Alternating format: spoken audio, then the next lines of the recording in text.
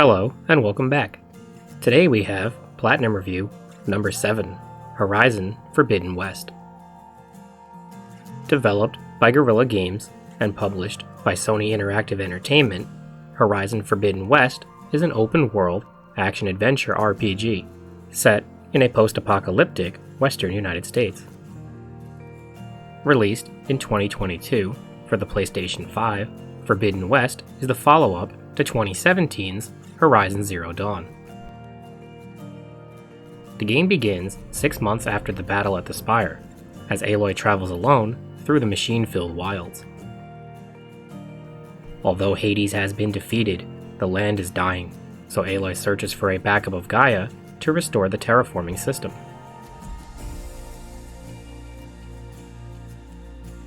I've been searching for months for what I need. A backup of Gaia. The AI you designed to control the system.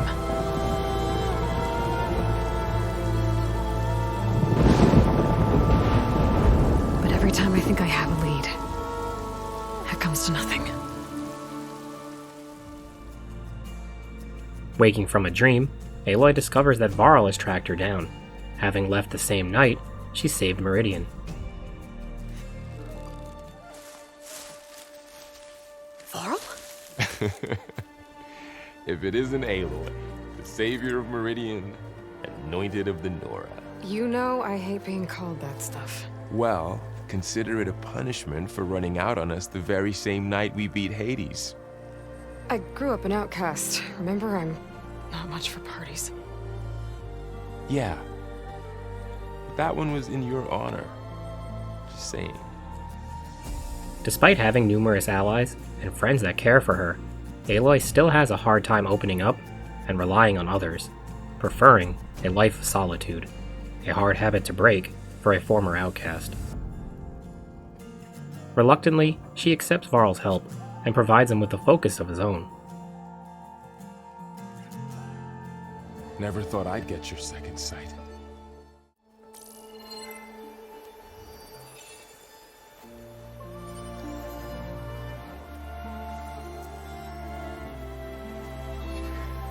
You see like this all the time?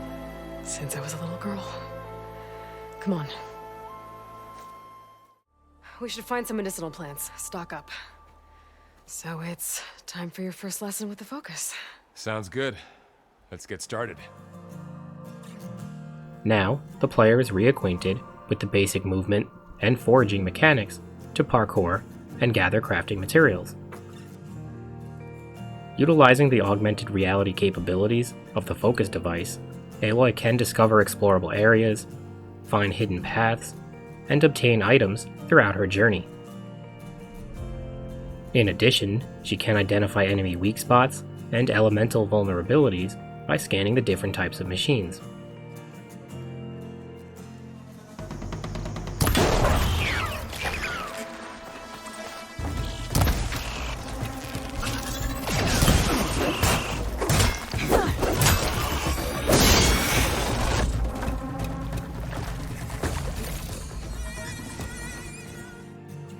After a little while, Aloy and Varl stumble upon the ancient ruins of an old Far Zenith launch facility. Welcome to the Far Zenith launch facility. Far Zenith? I know they made some tech trades with Zero Dawn, but why would they have a backup of Gaia? Within the ruins, Aloy creates a polecaster, using materials that were left behind. This new tool allows for a Batman-like grapple ability, adding a new layer to the platforming mechanics to reach high up areas, rip open crumbling walls, and maneuver debris. Deeper within the ruins, Aloy and Varl learn about the vision of Far Zenith and their grand plan to escape the perils of Earth.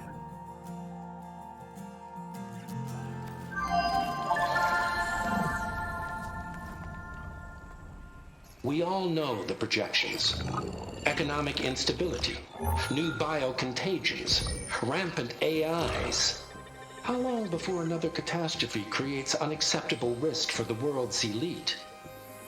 We here at Far Zenith believe, escape the inevitable. And so we reach for the stars. Now you've seen what we're building here. Infrastructure to support the Odyssey's construction. A state-of-the-art data center to facilitate rapid technological advancements. And you've seen how we're managing public perception. So invest and join us. Claim your berth on the Odyssey. Preserve your way of life beyond the concerns of Earth. Well, they were right about the world ending. They just didn't know how. Yet. So everything they said back there about the next step for humanity, it was all a lie. Just like the rich and powerful, in the film 2012, the elite only wish to save themselves, leaving everyone else to suffer. Further exploration uncovers machines within the launch facility, so the player learns the basics of tracking enemy movements, setting traps, and creating diversions to silently strike from the shadows. If detected, an expanded melee system allows for a variety of quick and powerful strikes to unleash different combinations in battle.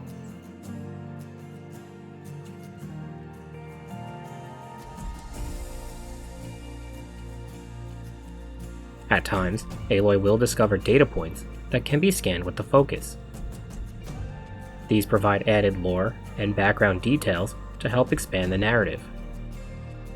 This first data point details the distrust between Far Zenith and Elizabeth Sobek, and shortly after, Aloy uncovers why. The Zero Dawn terraforming system, the brainchild of Dr. Elizabeth Sobek, empowered by 9 subordinate functions, Gaia, the core of the system, is capable of advanced planetary engineering, an obvious advantage to our space colonization efforts. Operation Phase 1. Establish an asset within Project Zero Dawn. Status complete. Phase 2. The asset will secretly beamcast a complete copy of Gaia and her subordinate functions to this facility's data center. I thought Elizabeth sent the backup here, but she didn't. Far Zenith stole Gaia. Far Zenith planned to secretly steal a copy of Gaia to use in their colonization of other planets, so Aloy and Varl head for the data center, hoping the copy is still there. However, the path to the data center is blocked by massive machines called Slitherfangs. Unable to fight them head-on, Aloy comes up with a plan and clears the path forward. Maybe all we need is that shuttle to fall. That thing? How? We'll figure it out. Just wait here. Aloy? Trust me.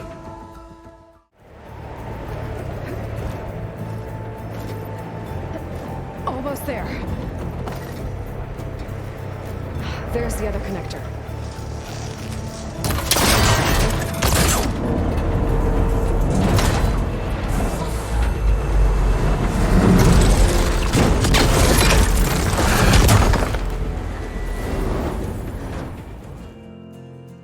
Upon reaching the data center, Aloy discovers that both Elizabeth and Travis Tate were on to Far Zenith's plan, and responded accordingly.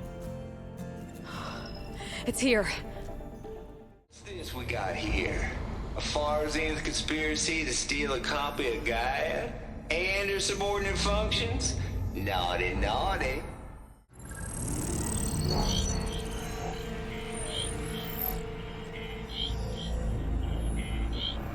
This ain't no copy of Gaia you stole, you losers. But it's the mother of all logic bombs. So good luck repairing your data. And next time you start thinking you can outsmart a Tate, remember my salute.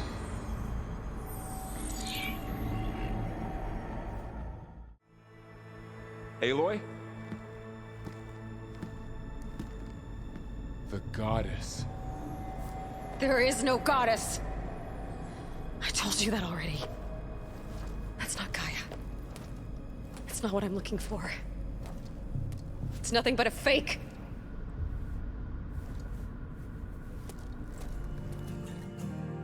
Unfortunately for Aloy, though, this means that a copy of Gaia is out of reach, leaving her right back where she started 6 months ago. Left with no other choice, Aloy heads back to Meridian in the hope of finding information on Sylens.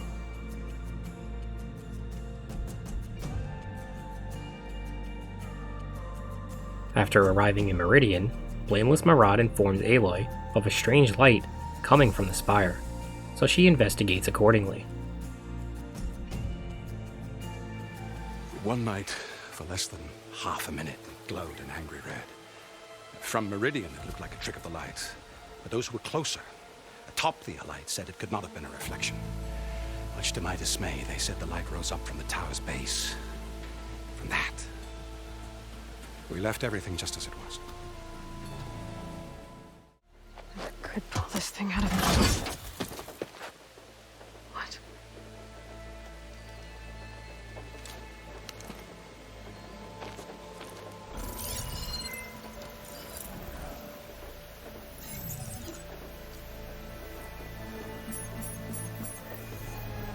Transmission.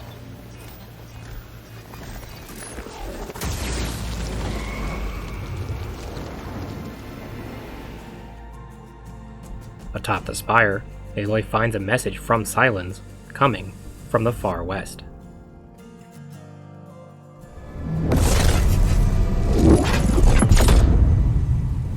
Sword of the Far West. Bastard. Well, Aloy, I see you finally figured it out.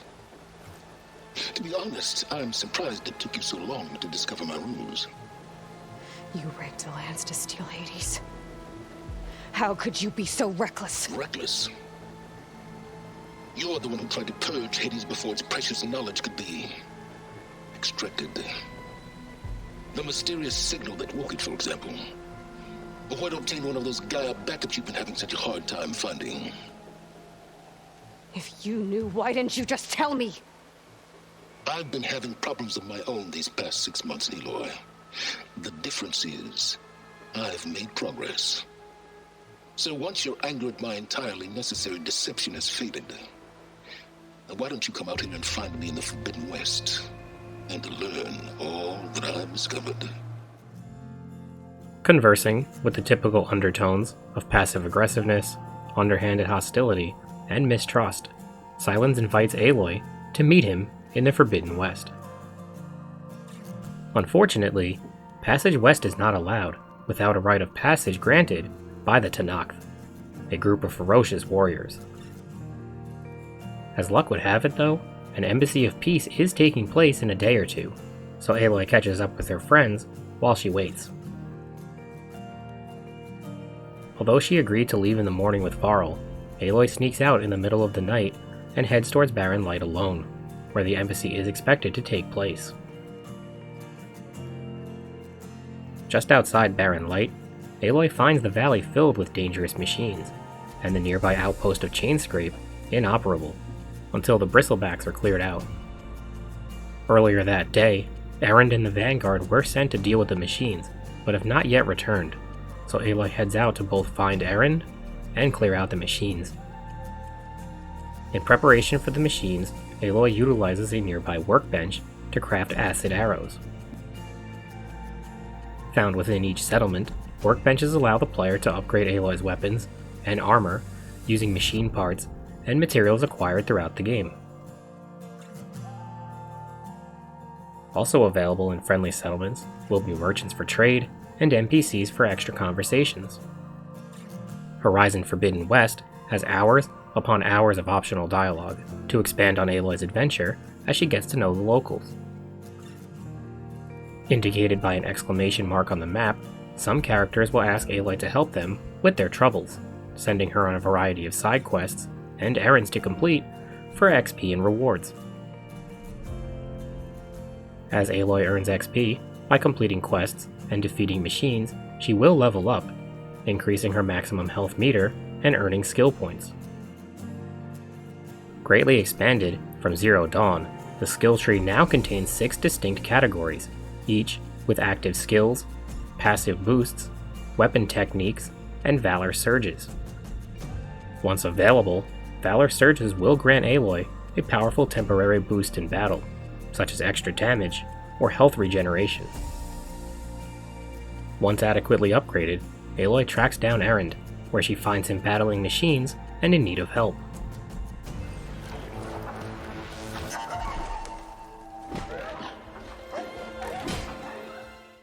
Now this is what I was forged for. No ledgers to fill. No boring mid-afternoon patrols.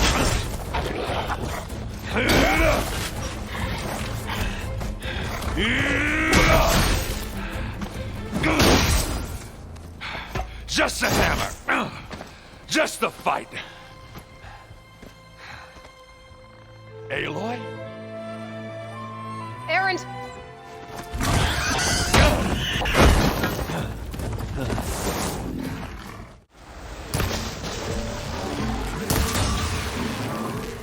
That's it!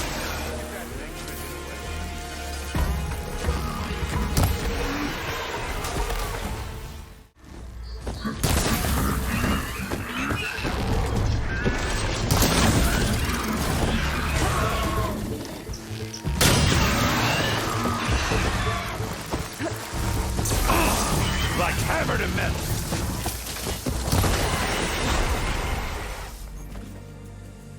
With the machines defeated, Aloy fills Erend in on the coming threat, but once again, she is determined to go at it alone, which Erend takes offense to. Even if you weren't hurt, what I have to do, it's better if I do it alone.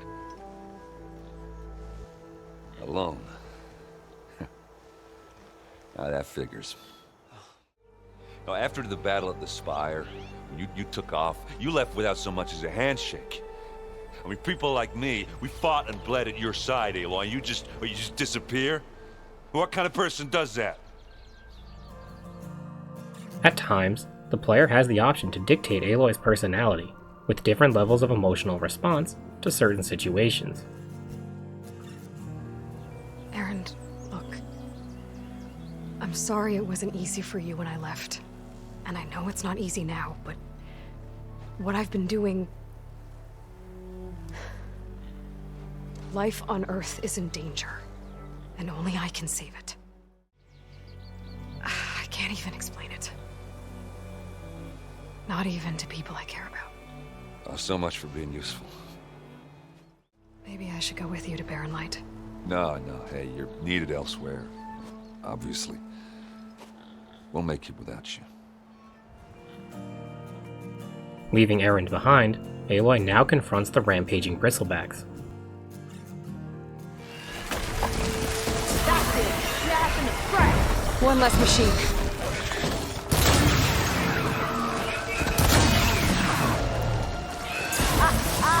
Look at that thing drop! I don't know what Honora's doing out here, but consider yourself owed. We tried to hold off and wait for the Vanguard, but one of them bristlebacks charged us. Next thing you know was a full-fledged fracas. I cleared out all the bristlebacks. Oh, you did? Now that you've recovered from your shock, time to blow the whistle. Oh there, not so fast. Either you do it now, or I will. Aloy clears out the machines, gets Chain Scrape operating again, and discovers the source of the recent surge of bristlebacks. Although nothing stands in the way of the embassy, there are numerous side objectives to complete first. With so much to discover and experience, the progression of the story is at your disposal. You can choose to go straight through the main quest series, or complete everything available along the way. Personally, I tried to complete as much as I could to level up and obtain materials, but the choice is yours. The in-game map will track all available tasks, with some returning from Zero Dawn, and some new to Forbidden West. Training pits can be found in select locations, and will familiarize the player with the new expanded melee combat system as they learn the different combos and techniques. Here, Aloy can fine-tune her abilities and practice against the Pitmaster in increasingly difficult challenges of melee prowess.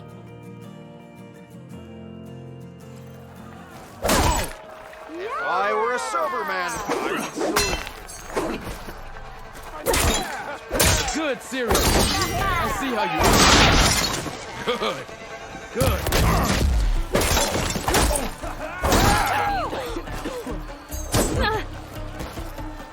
Oh, hi!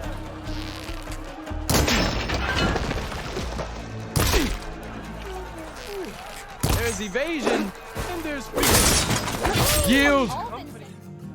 Similar to vantage points from Zero Dawn, Vista points are special locations where Aloy must utilize her focus to align an image from the past with its current location. Finding the right alignment will show Aloy the site in its former glory. Relic ruins are decaying and ancient structures that Aloy must explore and puzzle solve through in order to obtain an ornament, which contains a holographic image corresponding to long-forgotten old world holidays. Salvage contracts will see Aloy hunt deadly machines in order to remove and acquire rare parts for trade. Completing all contracts will reward Aloy with unique and powerful armor. Hunting grounds will put Aloy's machine hunting abilities to the ultimate test of skill. Here, she must complete specific objectives within time-limited restraints to prove her expertise in a wide variety of areas, such as exploiting environmental weaknesses, setting traps, or removing machine parts, just to name a few. Once you have adequately adventured to your heart's desire, it is finally time for the embassy, as Varl returns just in time to join Aloy.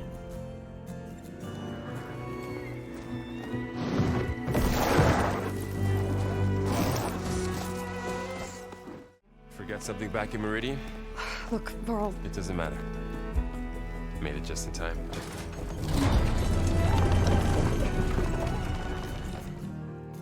The fragile nature of the peace between the Karja and Tenakth is on full display as tensions run high. That is the line between East and West. Cross it and die. Hold on now. Let's take it easy. None may walk this valley until our signal sounds. That was our accord with the Karja. I'm not Karja. I came here on my own to ask for rite of passage. She's telling the truth about one thing. She's not Karja.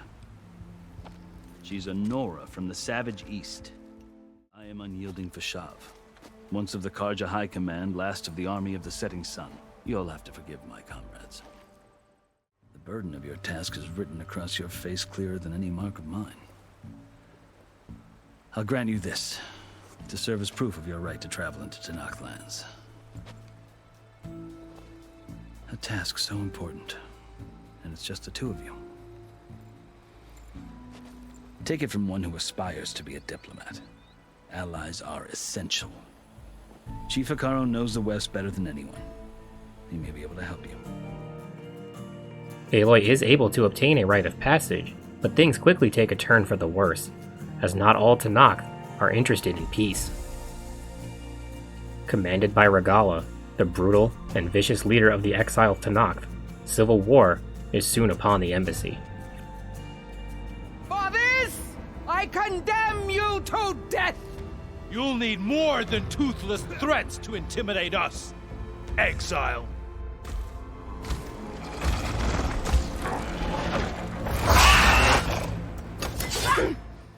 Archers! Light them up!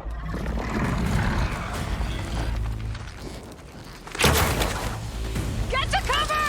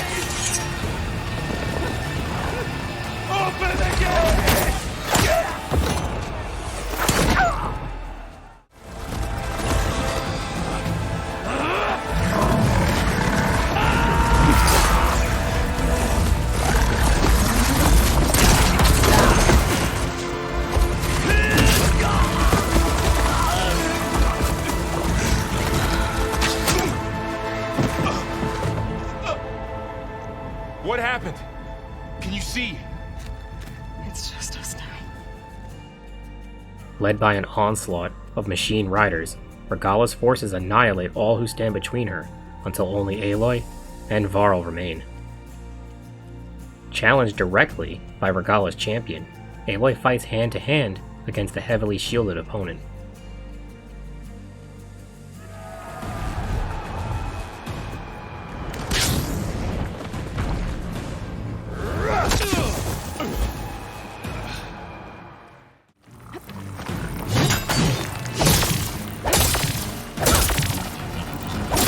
Now's my chance!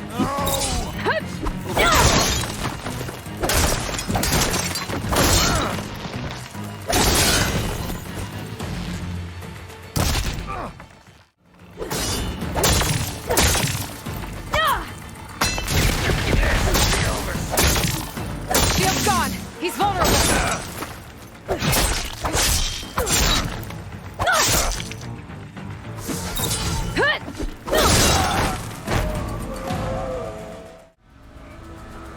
Your turn!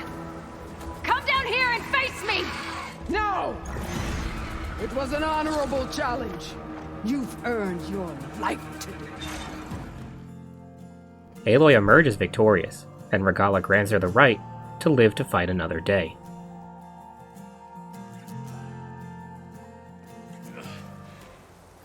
You gonna make it? You're going on without me, aren't you?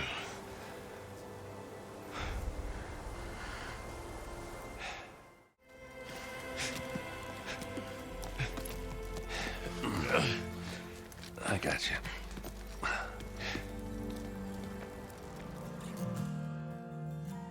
As the battlefield clears, Aloy heads west, but not before taking the shield from her fallen challenger.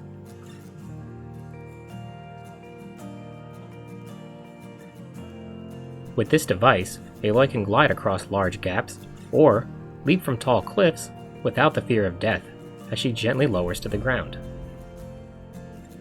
As Aloy travels west, towards Silence, new activities become available. Tall necks can be found roaming the wild, and if Aloy reaches the top, she can clear parts of the map, revealing points of interest.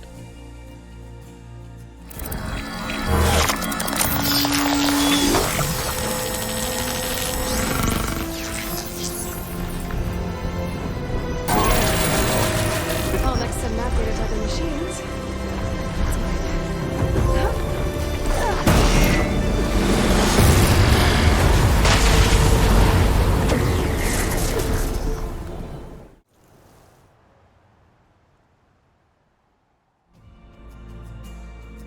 Rebel camps and rebel outposts are bases of operation for Regala's rebel troops. Aloy must fight through these heavily manned locations to weaken Regala's forces and uncover secrets of their operation.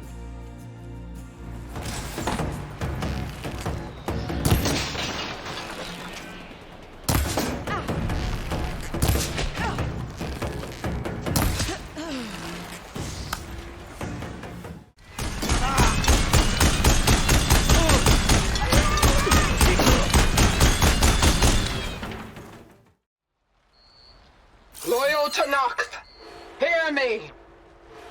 I was told a soldier from this camp goaded one of the sons of Prometheus into an altercation. You would do well to remember that our allies are responsible for providing the machines that we shall ride to glory. Cauldrons are dungeon-like areas to platform and battle through, with intricate and complex parkour mechanics and puzzles to solve as you discover the path towards the core. Originally intended to be used by subordinate function Hephaestus to create new machines for Gaia's terraforming system, these dangerous and volatile structures are now the source of the production of the increasingly deadly machines that roam the Earth. Reaching and overriding the core allows Aloy to in turn override new types of machines to control in battle.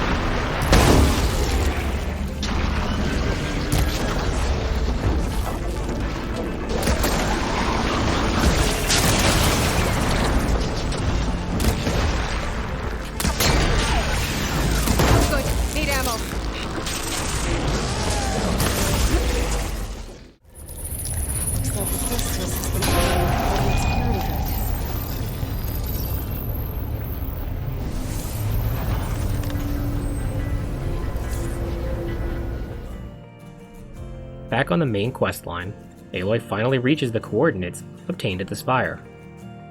Aloy, consider this message a beacon to help guide you out of the fog of ignorance.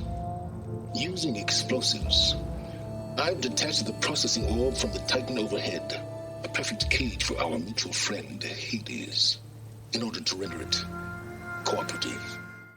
So you see, Aloy, Gaia can be safely rebooted. As for where to find a backup, well, you'll need to trot along after me to find out. While Silence is long gone, he does leave behind yet another lead to follow. This new trail leads to what remains of Hades.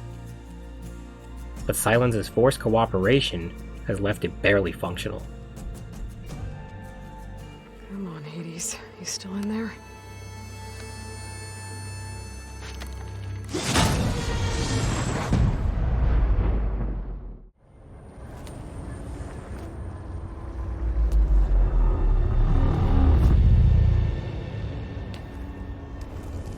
Hades?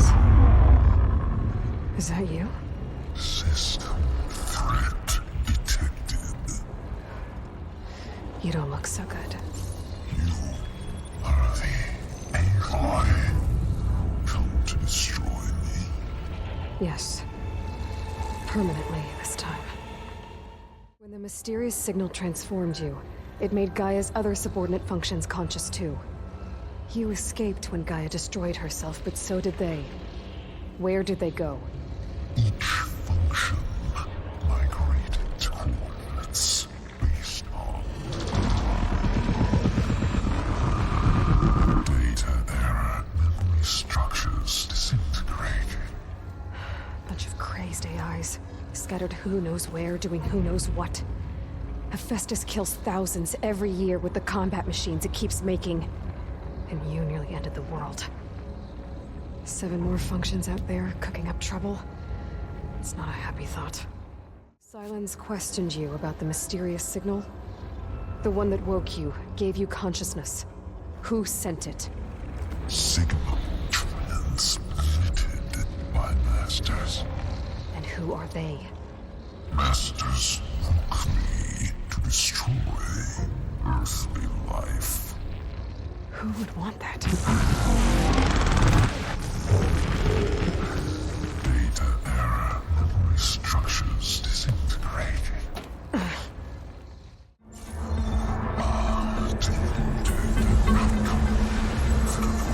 Master override armed. To activate, state name and rank. Elizabeth Sobek, Alpha Prime. Extinction. Master override activated. Bridging extinction protocol.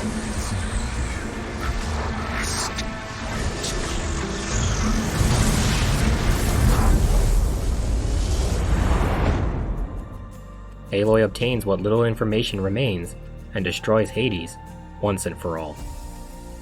It turns out, Silence has been busy the past 6 months and has found a backup of Gaia, which is why he brought Aloy to this location.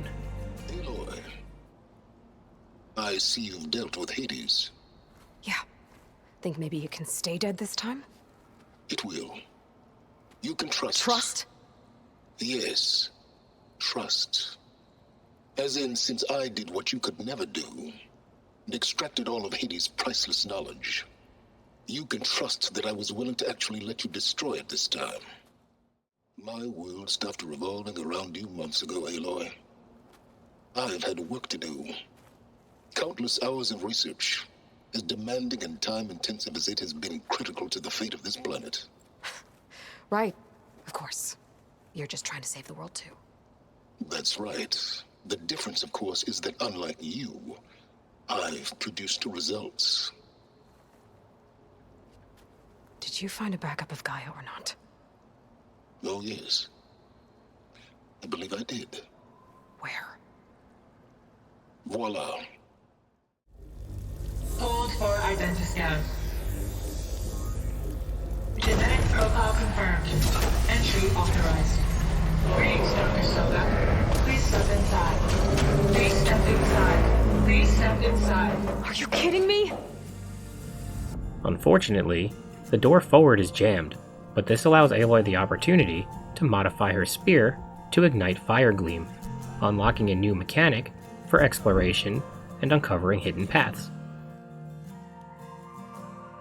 Once inside, Aloy must carefully navigate the decaying ruins to reach the location of the backup.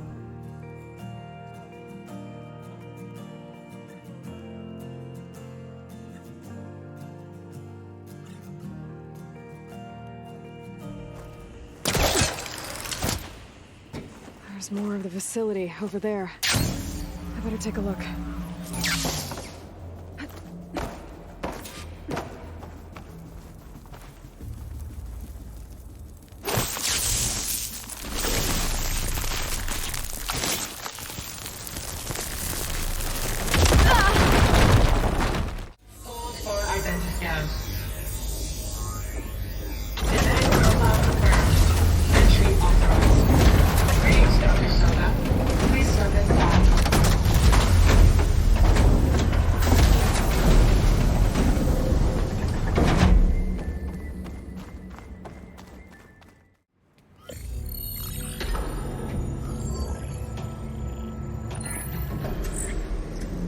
Got one. Two, in fact.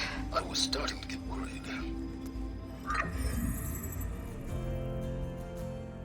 As she retrieves the backup, Aloy realizes that it is only a root kernel, empty of subordinate functions. Frustrated, but undeterred, Aloy comes up with a plan and is able to locate a single subordinate function, Minerva.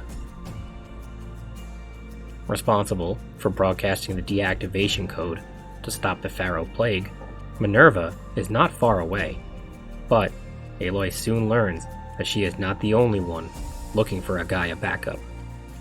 Recover Minerva. One could use it to launch Gaia's heuristic matrix. When she's conscious, she helps me find the other subfunctions. I go gather them. And rebuild her piece by piece. Very clever.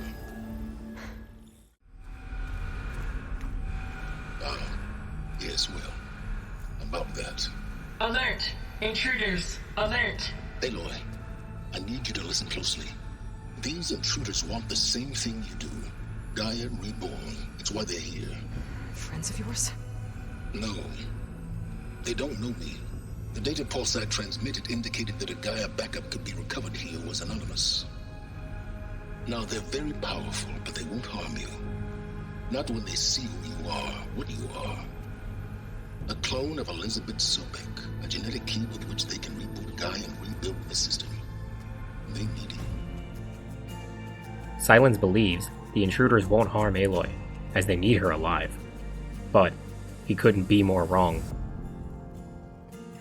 Highly advanced, powerful, and deadly, this group of strangers appears to have their own clone of Elizabeth, and they obtain the second root kernel before deciding to dispose of Aloy. Looks promising. Beta.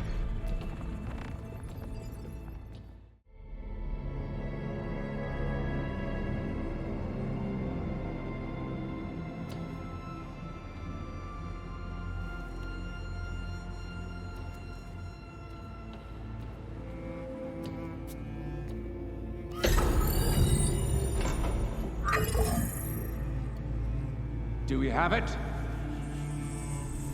Fantastic.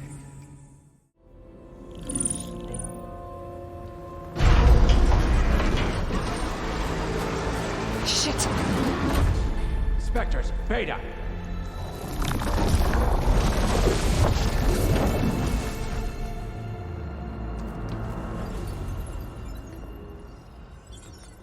Well, any idea what the hell a clone of Elizabeth Sobek is doing here?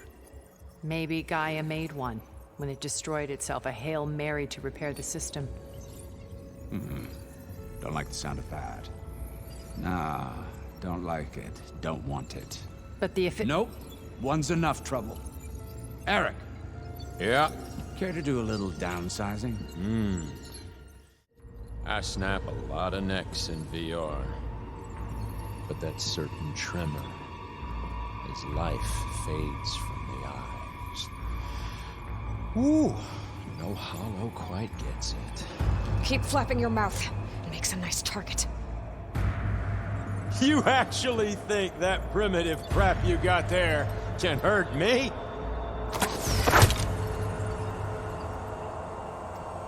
This is gonna be fun. The stranger Eric mocks Aloy, as her weapons are useless in battle, unable to even touch him. Clearly outmatched and not able to do any damage, Aloy devises a plan to escape.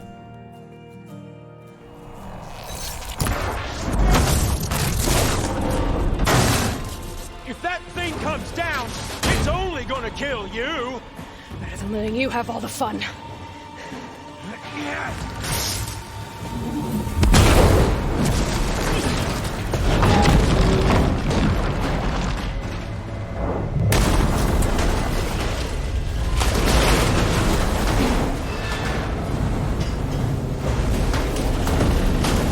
God damn it!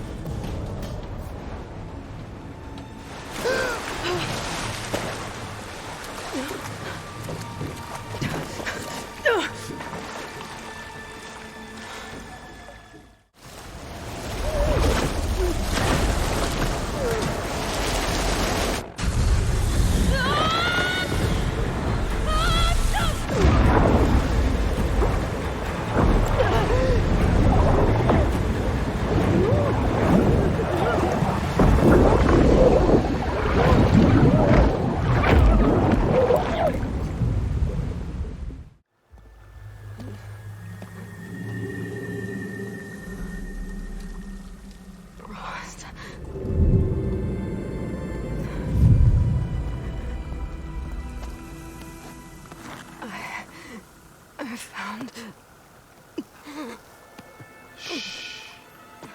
It's okay. If not for Varl, Aloy likely would have succumbed to her wounds as he carries her to safety. A few days later, Aloy awakes in Utaru territory, but despite her injuries, she is determined to continue her quest. Varl wishes to seek the help of Zoe of the local tribe, but Aloy is reluctant. Overmatched and unable to do anything when healthy, Aloy is too eager to rush back into the fight in a weakened state. But Varl is able to talk some sense into her, and they speak with Zoe.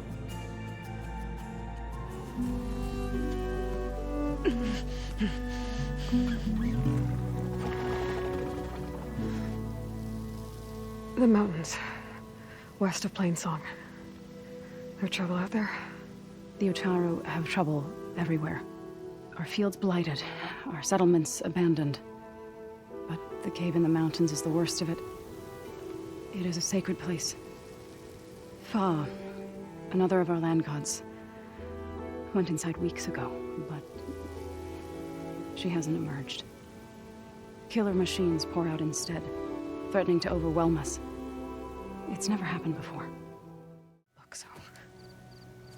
There is something inside there. Something that could solve problems all over the world. The storms, the derangement. Maybe even your broken land gods. I could journey back to Plainsong, assemble the chorus, tell how you soothed Ray, ask their permission to go inside. Aloy agrees to rest, while Zoe assembles the chorus to persuade them to grant entry to the sacred cave. While Aloy rests, Varl accompanies Zoe, revealing that they are more than just friends. Once healed, Aloy meets up with Varl and Zoe as the chorus debates whether to grant Aloy access to the sacred cave. Several within the Utaru tribe are hesitant to support Aloy, but an incoming attack outside Plainsong cuts the chorus short. An alarm. It's coming from the mountains. It's an alarm!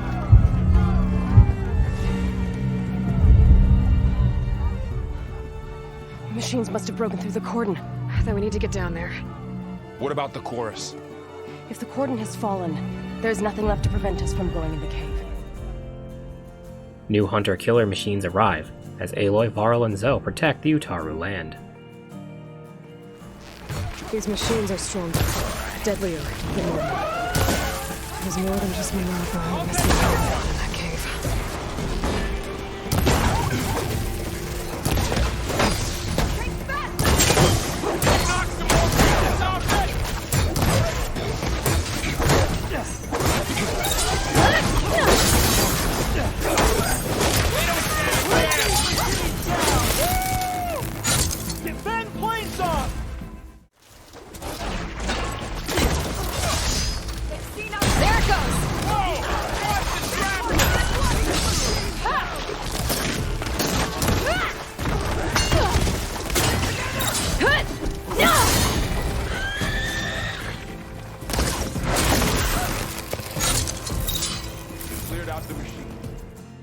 Once the machines are defeated, Aloy, Varl, and Zoe no longer seek permission and enter the sacred cave.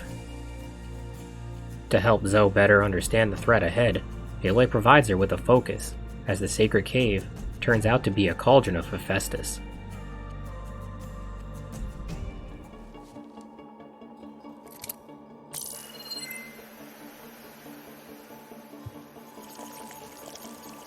There's blue light on the door. Yeah, it takes some getting used to. Don't worry, Zoe. I help. Now listen.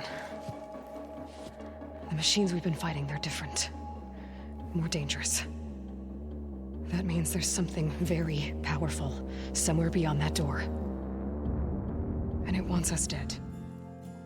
Having infected the facility, Hephaestus is not only creating hunter-killer machines, but is also repairing and corrupting the land gods. So Aloy puzzle solves and platforms towards the core, while Varl and Zoe follow close behind.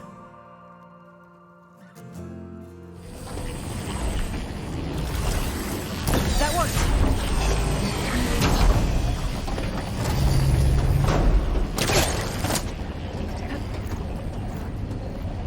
So, can you stand on that panel?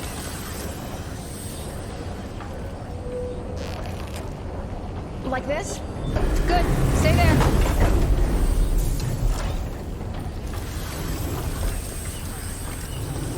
That did something.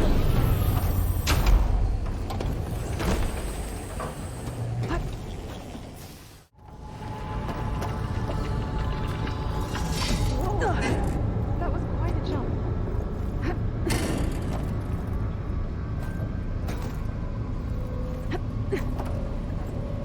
Okay. Now, how to get up to the node.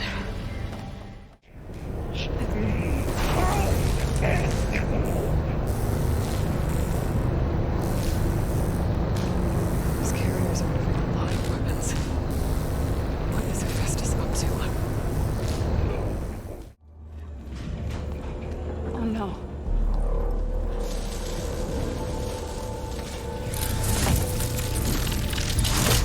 What has Hephaestus done to her?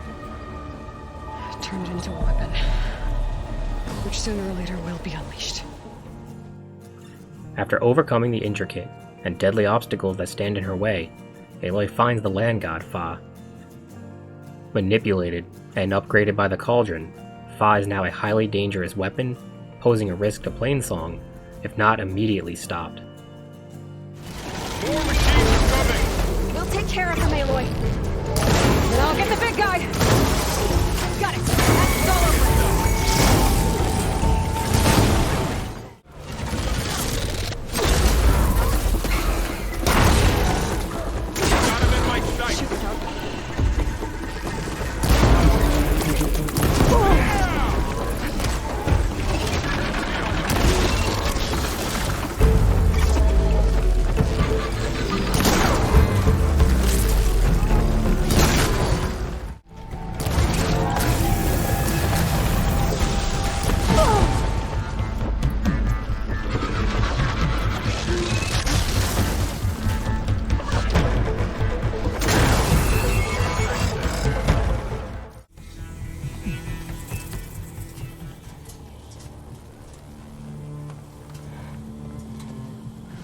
A machine that nearly killed us. It's still her god. I do not grieve for a god or a machine. but because I no longer know what to believe.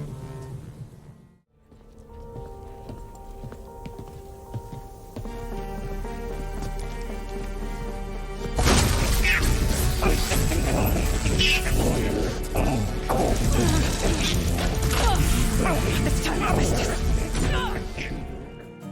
Aloy successfully purges Hephaestus from the cauldron and unlocks some override codes to control new machines in battle.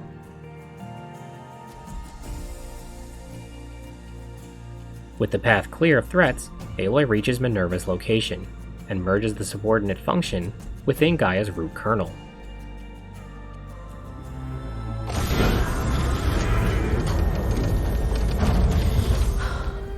Thank you. Thank you, Minerva.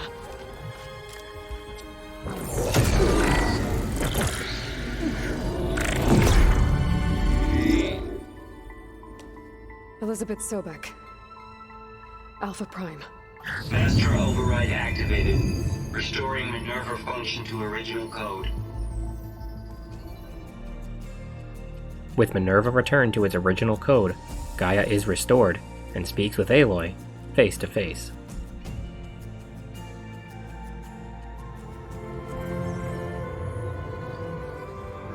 So it is Aloy, not Elizabeth. We have much to discuss.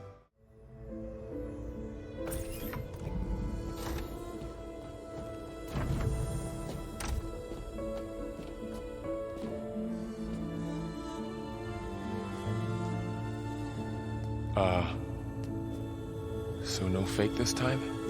No. This time she's real. Laurel, Zoe.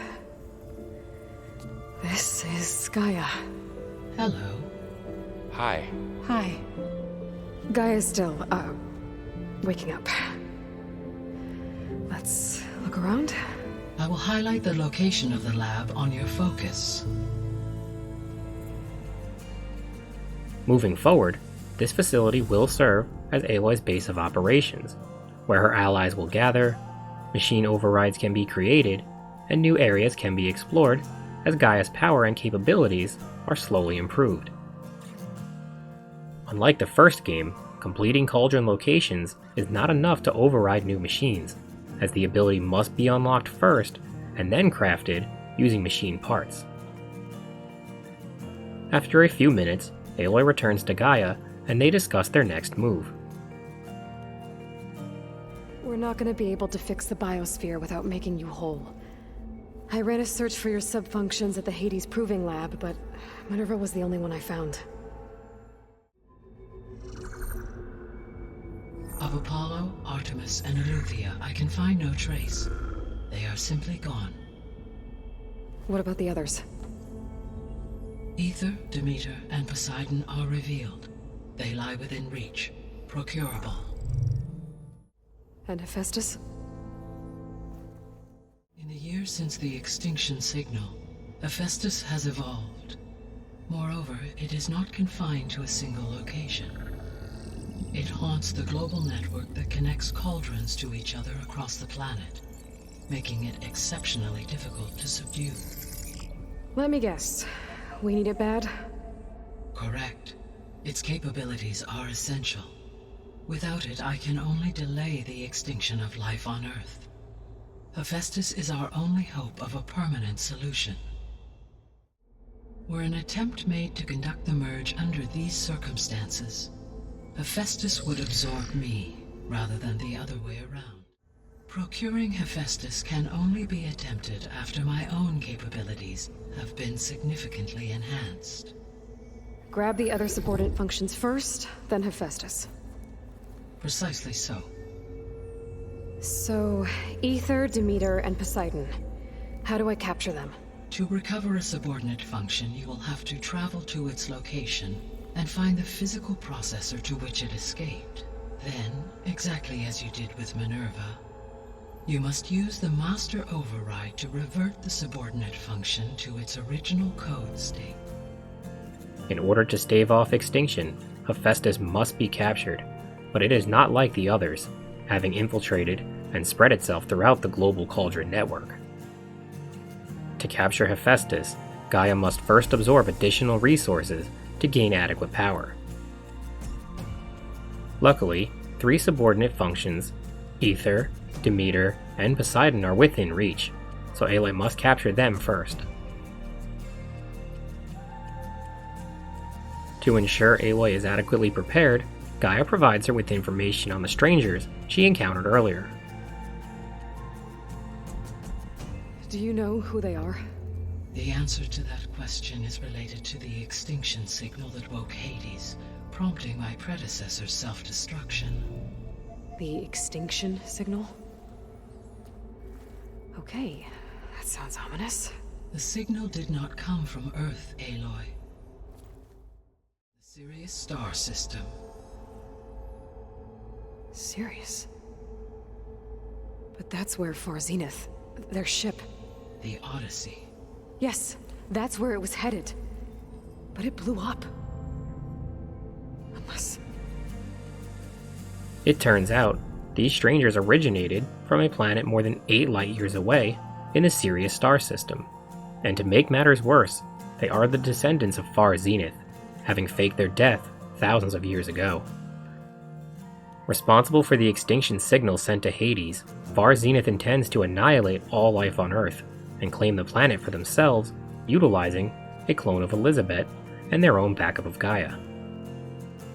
The only way to stop them, with their far superior technology, is to reclaim Hephaestus and create an army of machines at Gaia's command. It is in my nature to take any and all necessary steps to preserve life on Earth, human life above all. So yes, once I have been empowered with the capacities of Hephaestus, I could design, build, and command such an army. Given the nature of the Far Zenith threat, doing so may be our only option. Time is of the essence, so Aloy heads for the closest subordinate function, Ether, found within the heart of Tenakth territory. While Aloy ventures alone, Varl and Zoe stay behind to research, gather errand, and assist Gaia in any way possible. I'm not trying to shut you out. It's like... training. Actually, I'm gonna go back east to get Erend. Bring him here. Look, allies, friends can help. We have a place to stay now, and like you said, Gaia can teach us, catch us up. It'll be okay. After what happened in the cave below, I want to stay here a while. There is much I need to understand. Maybe by the time you get back, I'll have a thing or two I can teach you. Soon, Aloy reaches the Tenakth territory, ruled by Chief Hekarro, where her reputation precedes her. The warrior with hair like wildfire who defeated Regala's champion at Barren Light. Yes, you are known to us. I am Dekka, chaplain of the Lowland clan. You've come to speak with Chief Hekarro. Not quite. There's something I need here. Anything you need, the chief will provide. Come.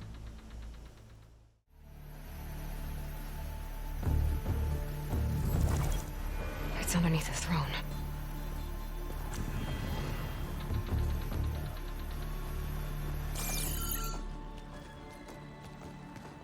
I will see you soon, Outlander.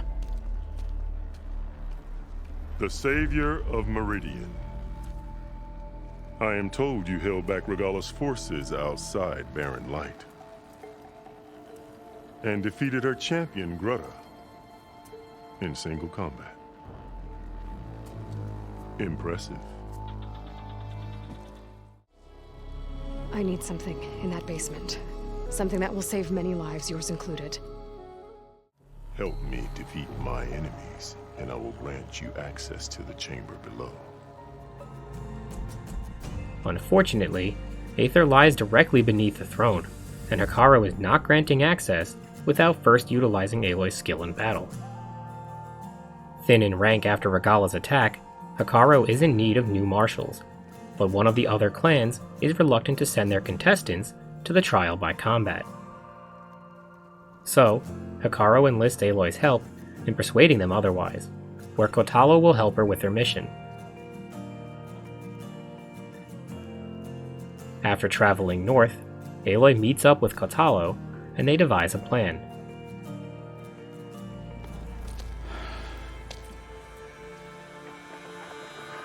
This valley is infested with Regala's rebels. The scouts from the village tell us that they've been moving machines through here for days. Some they ride, others they herd along, and some they even strip for parts. Especially cannons. The path ahead will not be easy. We should get going. My orders are to guide you to the bulwark so that you can speak to Tekote. For all the good it'll do. Several of Regala's heavily armed and shielded rebel warriors patrol nearby, but Aloy takes them down with ease.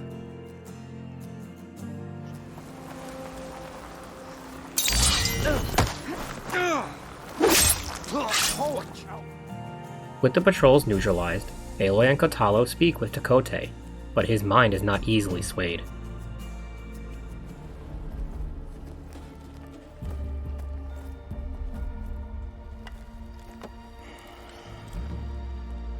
The Sky Clan's mighty son returns.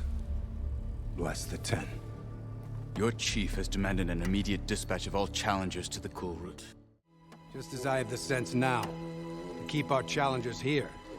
If they must fight, then they will fight here. Defending our walls. Our clan. That wall won't protect you. Not from the machines Regala controls. They're already at your doorstep. Safe behind the bulwark, Tekote sees no reason to send his challengers, so Aloy and Kotalo plot to make him change his mind. To do so, they commandeer a powerful weapon from Regala's nearby camp.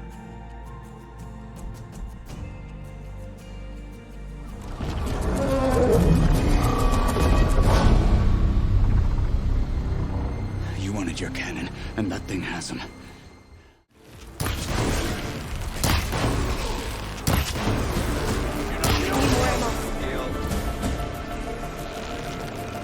Now! Hit it!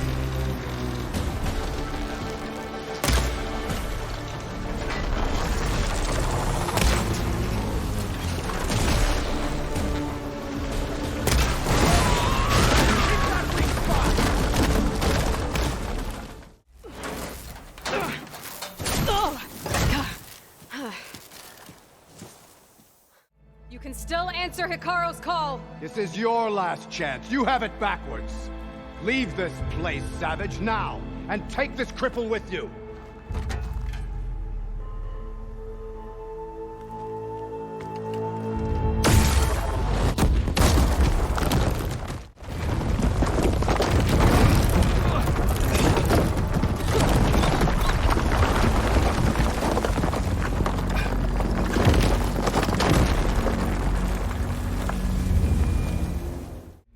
Not safe.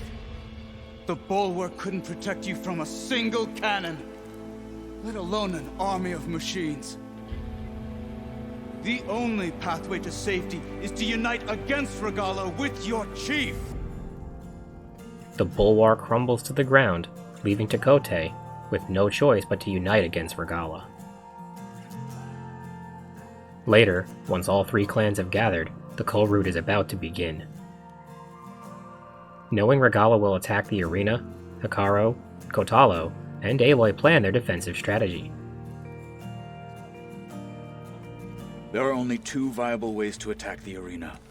Through the throne room you just passed, and by the trail on the north end. We've set up barricades at both. But if Regala means to assault the Cool Route with machines, she will have to attack by the trail. You will join our defenders there. Hold the line, and I'll have my marshals. You will be free of my service and receive your reward. Our soldiers are ready. They will defend the Cool Route from below. But from above... Not bad. As anticipated, shortly after the Coal Route begins, Regala and her fearsome army of machines invade the arena.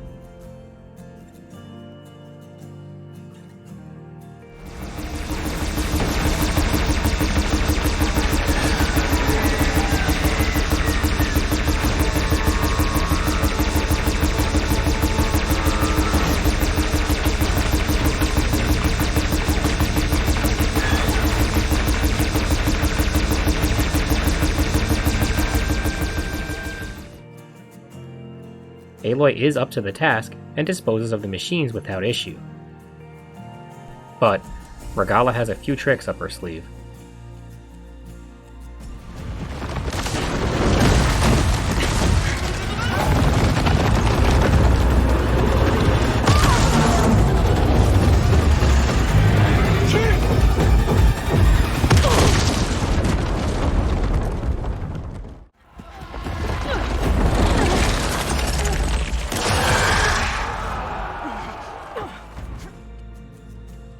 With Aloy preoccupied with the Slitherfang, Regala makes her move on Akaro.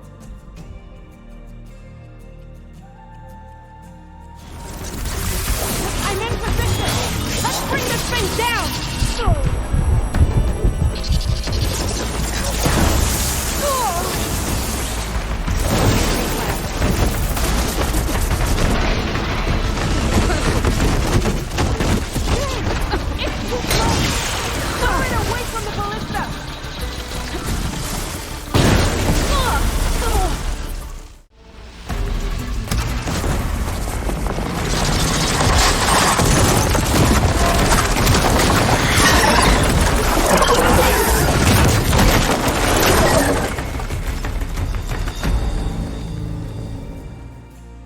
Once the Slitherfang is destroyed, Aloy rushes to save Akaro before it is too late.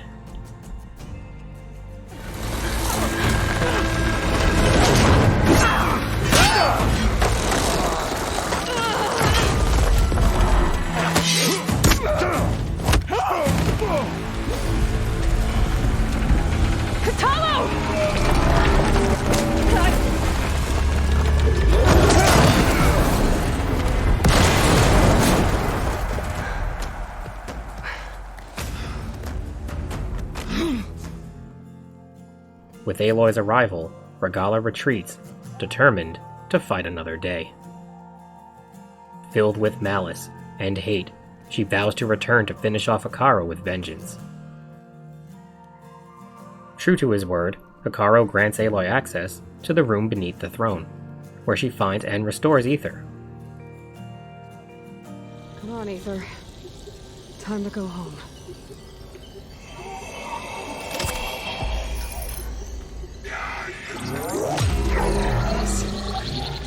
Elizabeth Sobek, Alpha Prime. Master override activated.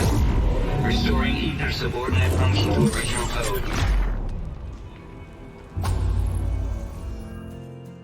With Aether returned to its original code, Aloy brings the subordinate function back to Gaia, and along with it, a new team member, as Kotalo volunteers to join her cause.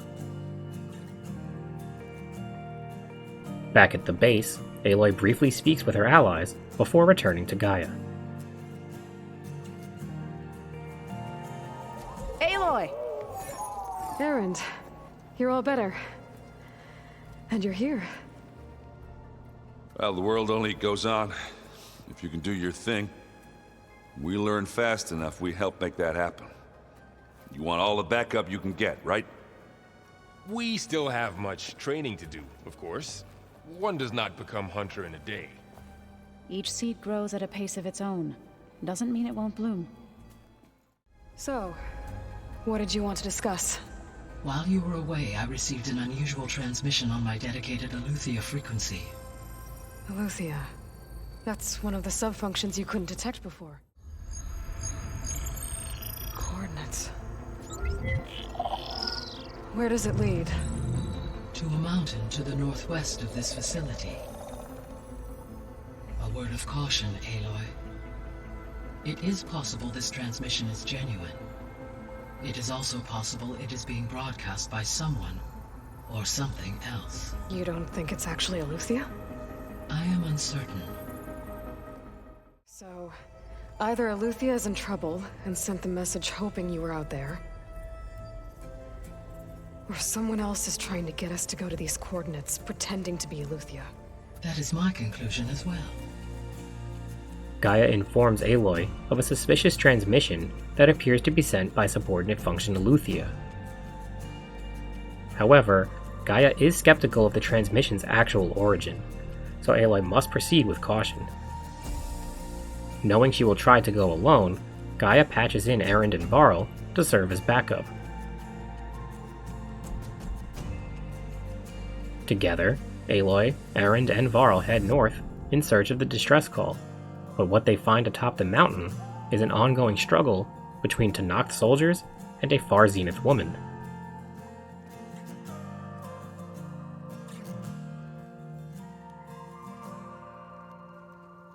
Not only are the Tenakth killed, but shockingly, the woman is struck down too, somehow having her shield neutralized. Aloy investigates the battlefield in search of answers, but is left with more questions. All right, she who sees the unseen. What did you find out?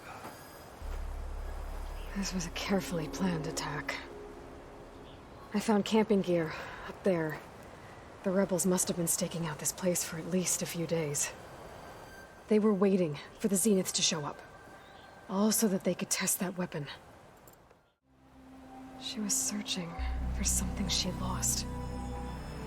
Her drone had instructions to recover something called the asset. Looking for the asset, Aloy and Varl travel deep into the mountain, where nearby ruins lie, while Erend stands watch back outside. Within the old world structure is a Far Zenith research lab, where Aloy and Varl discover that the asset is not a what, but a who.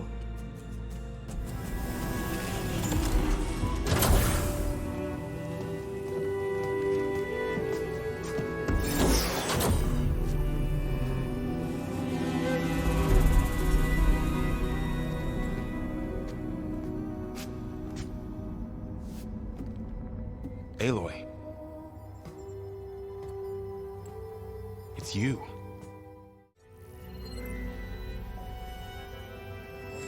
Hello, Elizabeth. Apologies, I don't know what else to call you. My name is Beta. I'm afraid I must be brief. I only have a few minutes before my keepers discover I'm missing, and I still need to remove this implant. I had hoped to find shelter with you, but if you're viewing this, I may be dead.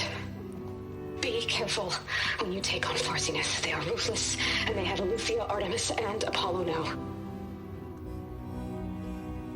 But at least they don't have the Gaia kernel to merge them with.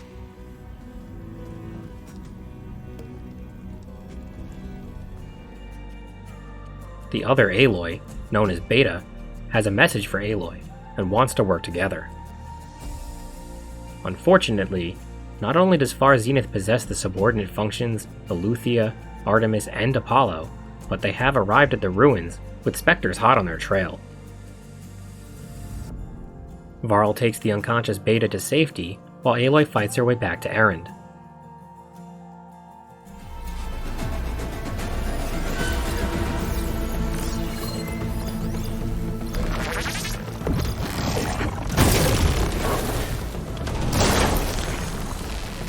Ugly one, aren't you?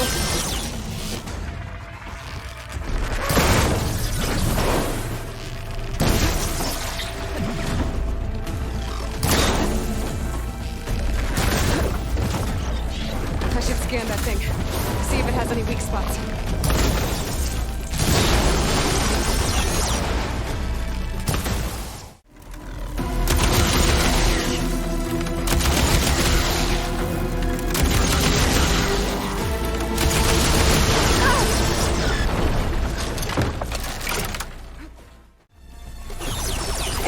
I'm here. Watch out! That thing shoots down the center. I got your back, Aloy. Aloy, get out! An acid ought to hurt it.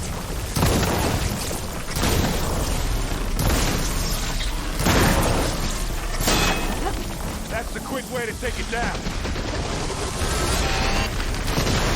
Let's get into this. Get started.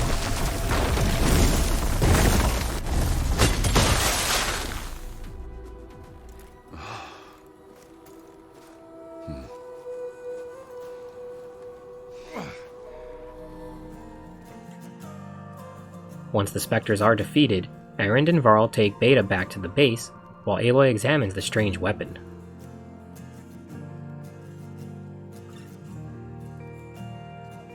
Unfortunately, only a fragment remains, but Aloy hopes it is enough for Gaia to replicate as she heads to the base.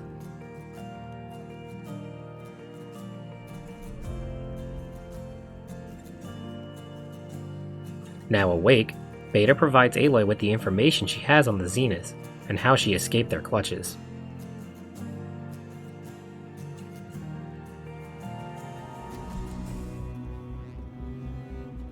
So, Aloy, I suppose you want information. About you and the Zeniths? Yeah. Why are they here? What do they want? How did they get you? But let's start at the beginning. I'm guessing they faked the destruction of their ship 1,000 years ago?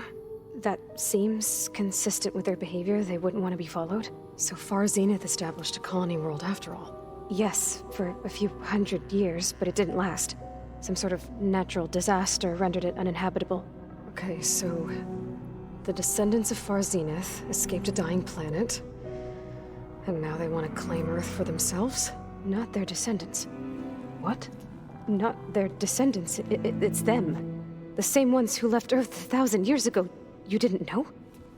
How can they still be alive? They don't even look... What did they do to themselves? I believe it's a combination of pharmaceutical, cellular treatments, and technological implants. And you? Does that mean that you're... I'm not like them. I was made. On the way to Earth. On the ship. I spent years studying in my training interface, all so that I could serve my function. Access and control of the terraforming system. But why? What do the Zeniths want with it? When I discovered the Zero Dawn system had disseminated into its subcomponents, I thought my purpose was to fix it. But I don't think the Zeniths want that at all. I think they want to wipe Earth clean and start over. Like Aloy, Beta was made for a purpose, but hers was to help the Zeniths, who it turns out are not descendants, but the original travelers, now seemingly immortal, and hell-bent on destroying the occupants of Earth. They were some of the most affluent and powerful people on Earth. They controlled almost every major resource, every industry. Gerard commands them. He's the one who decided to set up a base. The others, Eric, Tilda, Verbena, they resent his authority over them, but in the end, they always do what he says. How did you escape the Zeniths? Before the Hades Proving Lab, I never thought I'd get away from them. Even if I were to run, I'd never survive on my own in the wilds. But then I saw you. And I thought that maybe you could help me. So when the Zeniths pinpointed Eluthia's location in the biomedical research facility, I saw an opportunity. Well, when it was time to use the Zenith's transmitter to send Eluthia back to base, I also sent the encrypted transmission. Then I distracted Verbena long enough to seal myself in the ectogenic chamber, altering the facility's log so it appeared that there were only 236 containers. And the Gaia root kernel? I told them I could capture Eluthia faster if I had it with me, and they believed me. I think that's enough for now. Do you want to come upstairs, or... So how long? You know, your plan. How long before Gaia's fabricated a machine army to defeat the Zeniths? How did you know? Optimal strategy, so? Well, I still have to get 2 more subordinate functions before Gaia's powerful enough to absorb Hephaestus. What? You don't have Hephaestus already? Gaia's still figuring out how to capture it. It's not confined to a single location, of course not! You didn't even know who the Zeniths really are. You were supposed to be further along by now. Coming here was a mistake. They're gonna find me. They're gonna find this place and take me back. This was all for nothing. They're not going to find us. Gaia's using Minerva to mask our location. What difference does it make? You're too far behind. We're never going to beat them. Everything, everyone, they're gonna die. Hey, calm down. Unimpressed with Aloy's lack of progress, Beta begins to panic, as her and Aloy are 2 very different people, despite having the same DNA. How'd it go? Her injury's not that bad, but I think she regrets coming here. Feeling might be mutual. I'll come back later and talk to her. See if I can learn anything. After calming Beta down, Aloy speaks with Gaia, who analyzes the weapon fragment. Unfortunately, Its secrets are well protected, as the fragment reeks of silence, leaving Aloy frustratingly without a means to combat the Zenith's shields. But there is no time to worry about that, as more subordinate functions have to be recovered. So, I guess Beta's here to stay. I gave her a focus. Told her to talk to you to see if she can help. She's not what I expected. What were you expecting? I don't know. Someone more helpful, I guess. And less pessimistic. It is true, she overestimated our progress.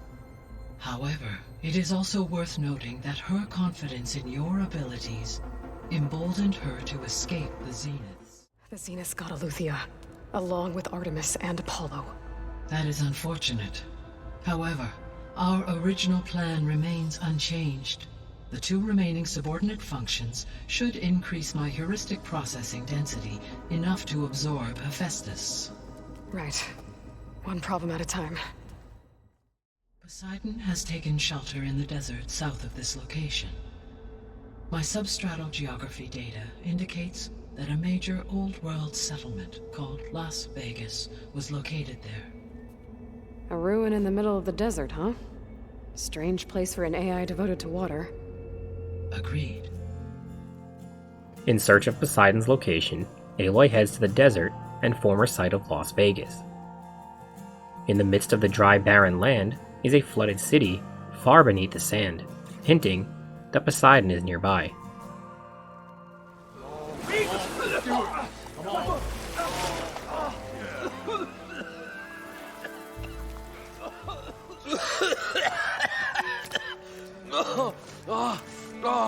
I almost had him. I was so close. To drowning, maybe.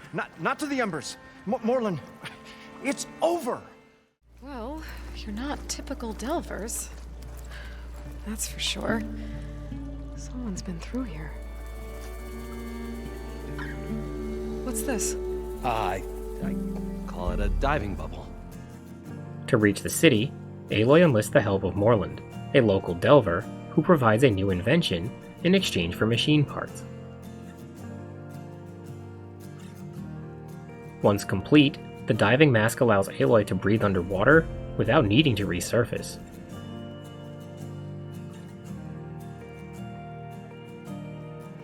With this, Aloy heads deep underwater in search of Poseidon, but the depths are not without dangers of their own. Don't let the beauty of the serene ocean fool you. The machines here are more dangerous than they are on the surface, forcing Aloy to drain the water.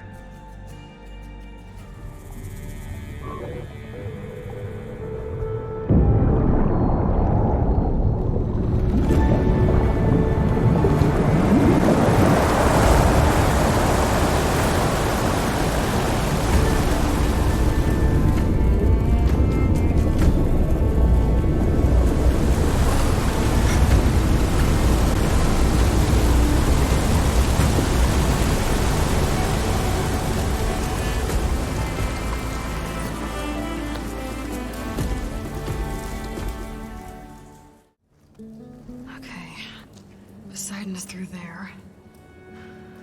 But where did that machine go? Aloy! It's a miracle!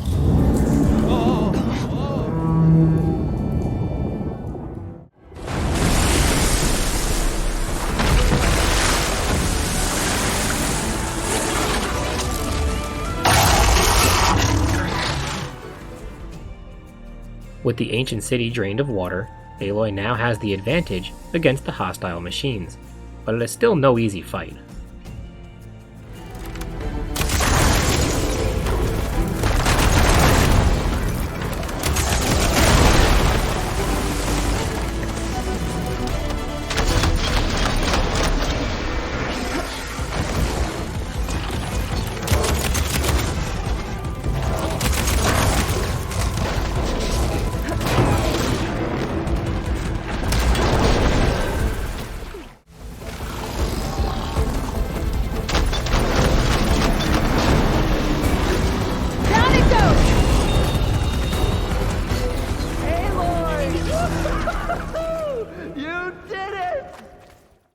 We did it!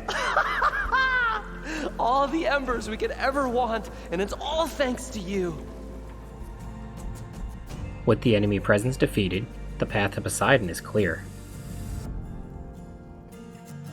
I'm here to bring you home, Poseidon. To Gaia. Mother. Elizabeth Sobek. Alpha Prime. Master override activated. Restoring Poseidon's subordinate function to original code. Poseidon is restored to its original code, and Aloy heads to the surface, where the bright lights of Vegas shine, returned to their former glory.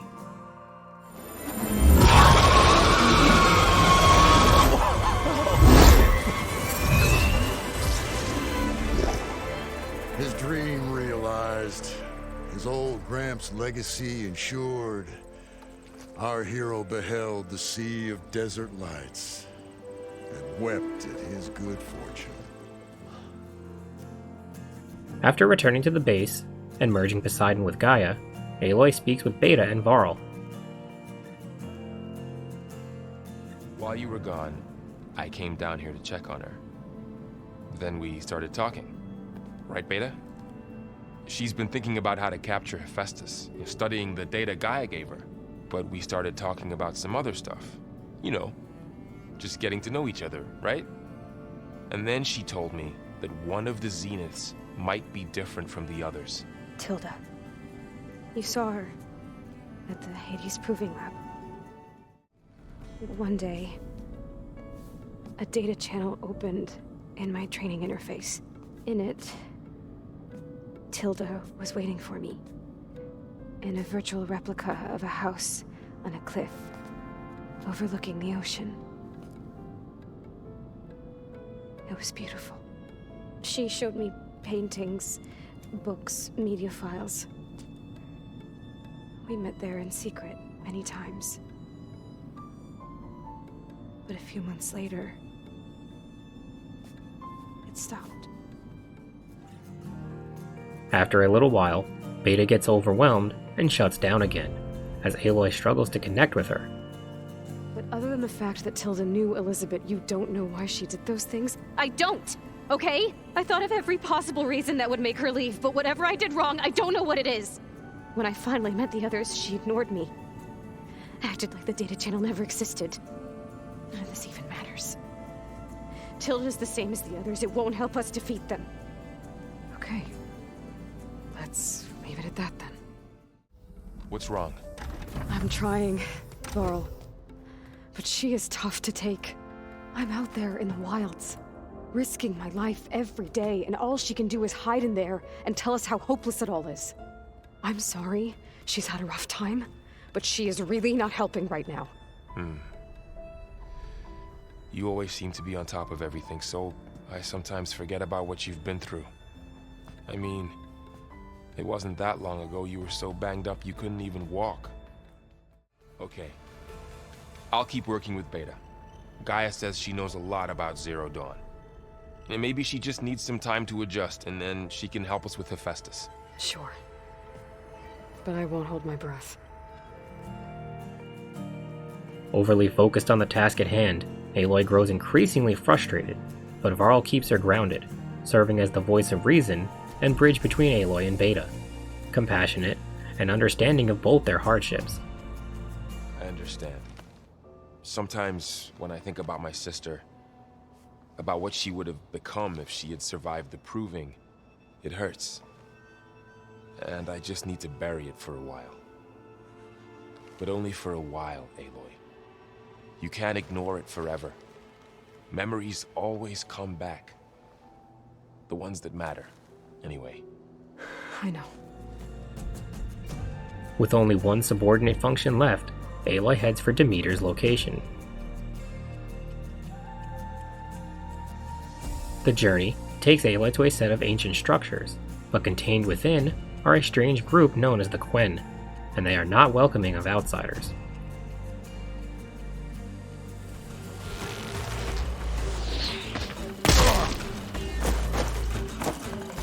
Hey! Wake her up, now!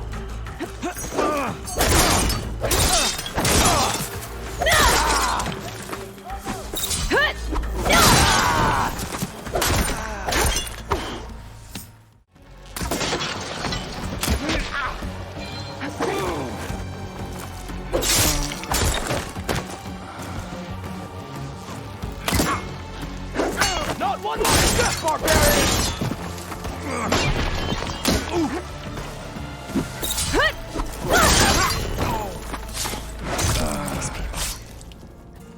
After disposing of the hostiles, Aloy heads inside a nearby building, but the path to Demeter is blocked by a metal flower, forcing Aloy to venture off course, where she discovers that strange experiments once took place here. A log. Just got off the line with U.S. Robot Command. Time's running out. Didn't have the heart to tell Harris that our cure might be worse than the disease. Adamantine wreath. Another secret project. Well, they made the metal flowers here and the vines, so maybe I can find a way to destroy them. If I can find test station Ivy. Back outside, Aloy fights through enemy territory in search of a way to neutralize the metal flower to reach Demeter. There's a barbarian in the compound. She got past the lookouts. Find her, kill her, and bring her head to the lieutenant. Understood. This diplomacy's off the table.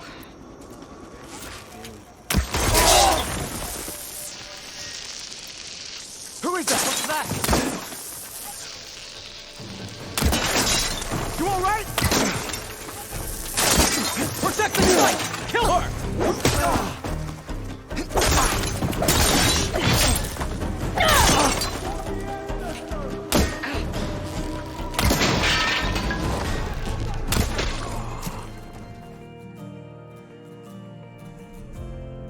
After defeating even more foes, Aloy encounters another Quen, Alva, but unlike the others, she is reasonable and data-driven, equipped with a focus of her own. I submit. Do as you will. I didn't want to fight your friends out there. They attacked me. If by death alone I can atone our trespass. I'm not gonna kill you, okay? I just want to figure out what's going on. Where did you get that focus? I'm of the chosen people. The Quen. The ancestors left the power of the focus to us alone, the eye that reveals the legacy. You know, as a diviner, it is my task to seek it out for the good of my people. You're looking for data. Maybe we can help each other. What's your name? Alva. Second diviner of the Eastern Expedition. I'm Aloy. Why don't we start again? She explains to Aloy the origins and goals of the Quen, who desperately search for a way to save their people.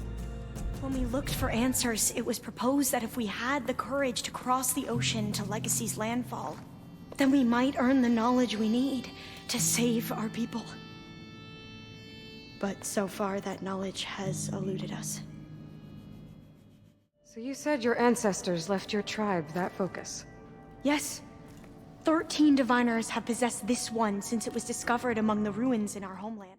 No, it is the diviner's purpose to seek out the legacy, interpret the wisdom of our ancestors for the good of all, and to keep it safe, so that no one but the diviners know how to use a focus. Not even the Imperial family, and certainly not soldiers. They opened fire on me without warning. Why? It is the duty of the Quen to seek out the legacy and defend it from the ignorant and envious. Not that you seem ignorant. But back home, other tribes only mean us harm, and we were told the same was true here. I'm looking for a place in this facility called Test Station Ivy. Have you found any data that mentions it? No. But I did find something that looks like a map, but it was unreadable. Lost. Like I said, a lost file. You can't see the map?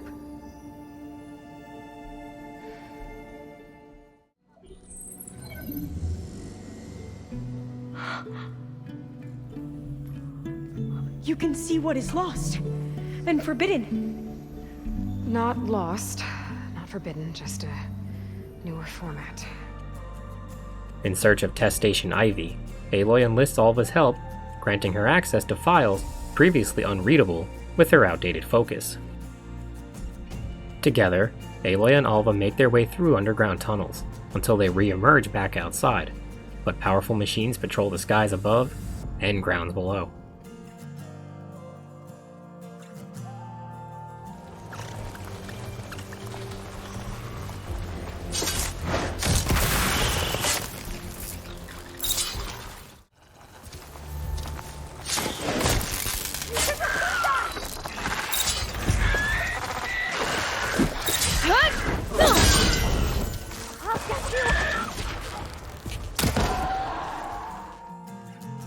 Aloy and Alva platform and puzzle solve their way forward through a massive industrial complex until they trigger a devastating ancient test. Okay, you ready? On 2. 1, 2. Commencing adamantine reef vulnerability test scenario 12C15.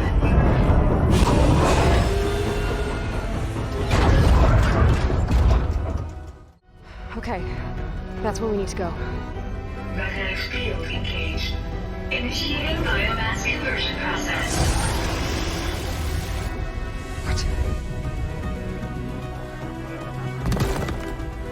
No. How do I shut this thing off? Failsafe exceeded. Test cannot be aborted.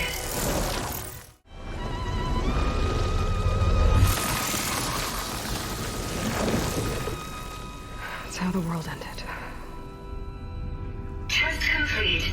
Adamantine reef structural integrity uncompromised.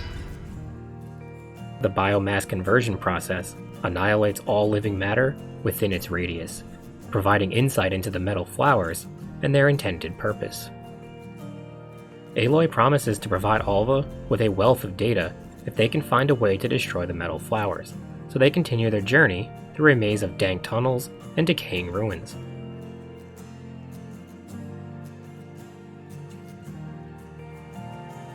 Along the way, they fight even more machines before finally discovering a means to destroy the metal flowers, a last-ditch effort from the past to save humanity. Too little, too late. We're done in every way. The reeds work, and Carvel came through on a way to destroy them. Downloading a coded key into the deployment shell triggers an enzyme that causes the reeds to eat themselves from within. But it's too late. The latest projections from US Robot Command have swarm reproduction, outpacing our ability to drop the shells by 375%.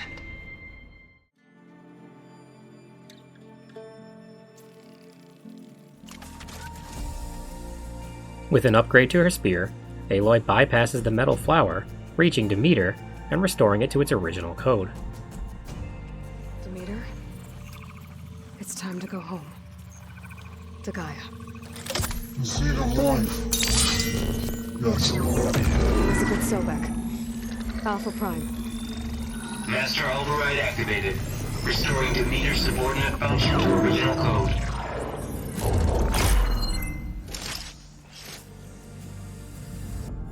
In return for her help, Aloy provides Alva with the promised data, but things quickly go south as more Quen arrive on the scene. What you said before about...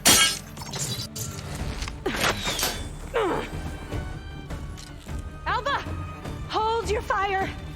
By the word of the ancestors, you must stop. Come. Look at who you fired on.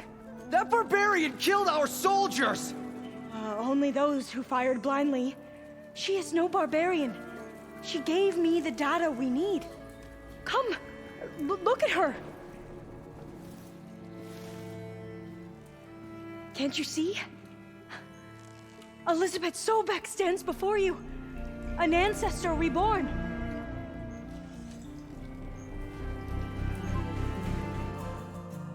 Alva tricks the Quen into lowering their guard, allowing Aloy to leave peacefully, promising to reconvene later in the ruins of San Francisco.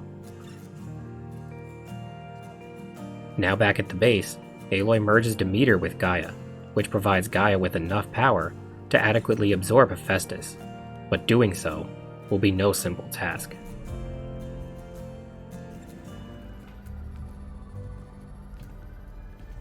With Varl's encouragement, Beta analyzed all available information on Hephaestus.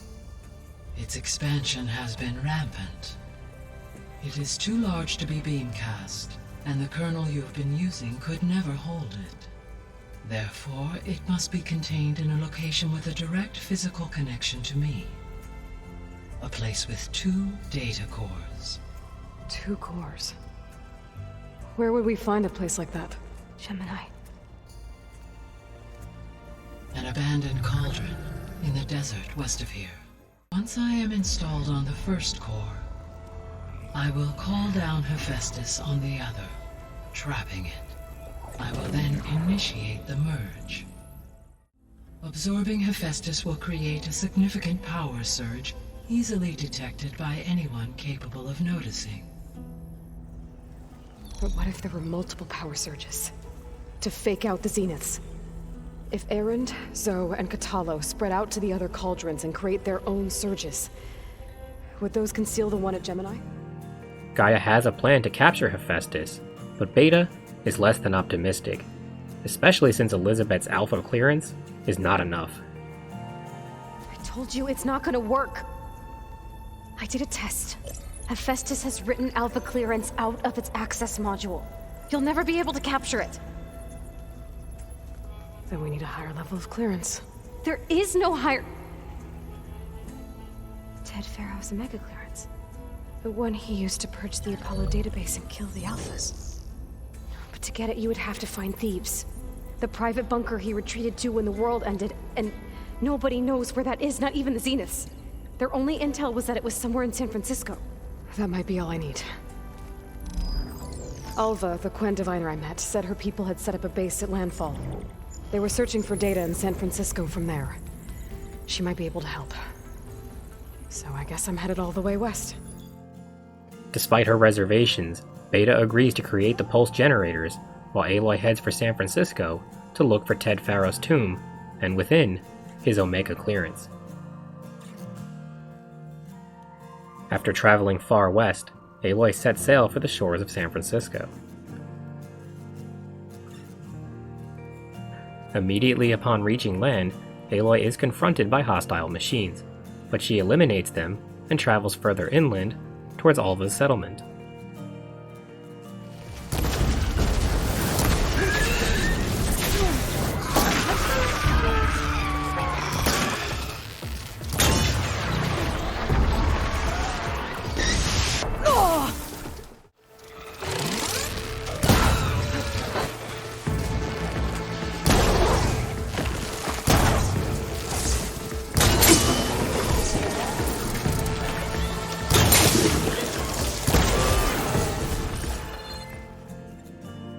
This time, the Quen are far more receptive to Aloy's presence, viewing her as a living ancestor.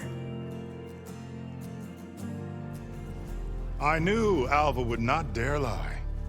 You do look like Sobek. Is Alva here? I need to talk to her. May I present our honored CO? So, here she is. Our great mystery. I'm looking for a place called Thebes. And what do you seek there? Alva told me a little bit about what you're after. I guess you could say I want what you want. Tell her. We found Thebes, the final resting place of Ted Farrow's secrets. It isn't far, but the way is closed to us. Machine attacks have cut us off from the site. Diviner Alva is there, along with a complement of diggers and soldiers. The leader of the Quen, the CO, informs Aloy that the Quen have already found Thebes, where Alva is on site, but machines threaten the area. Although the Quen appear to be sketchy and withholding information, Aloy agrees to fight the machines to rescue Alva.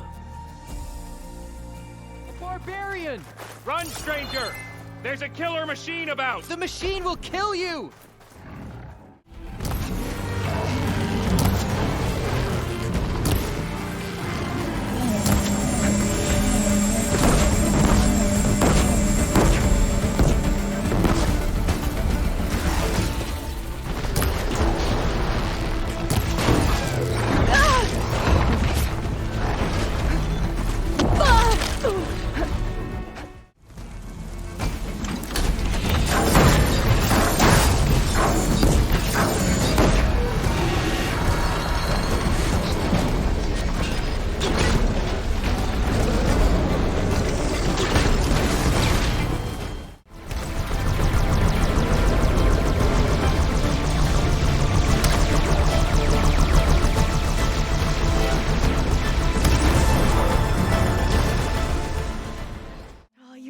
That machine. But what are you doing here? There's something inside Thebes that I need. I went to Landfall. I met your CO. We came to an agreement, kind of. And you're going to help us get in? I guess so. The whole thing was a little tense. There was something off about that guy. And I don't understand what he wants from Thebes. Once the area is secure, Aloy and Alva approach the ruins of Thebes, but unwanted company quickly joins them. Deep underground lies the entrance to the tomb, but the door is genetically sealed, forcing Aloy to find another way in. After swimming through the flooded ruins, Aloy unlocks the door for the others, but the CO is acting even stranger than before, and has an unwelcomed request of Aloy. The door is open. Destiny is upon us. I knew you could do it. What's going on? The CO is preparing to enter Thebes.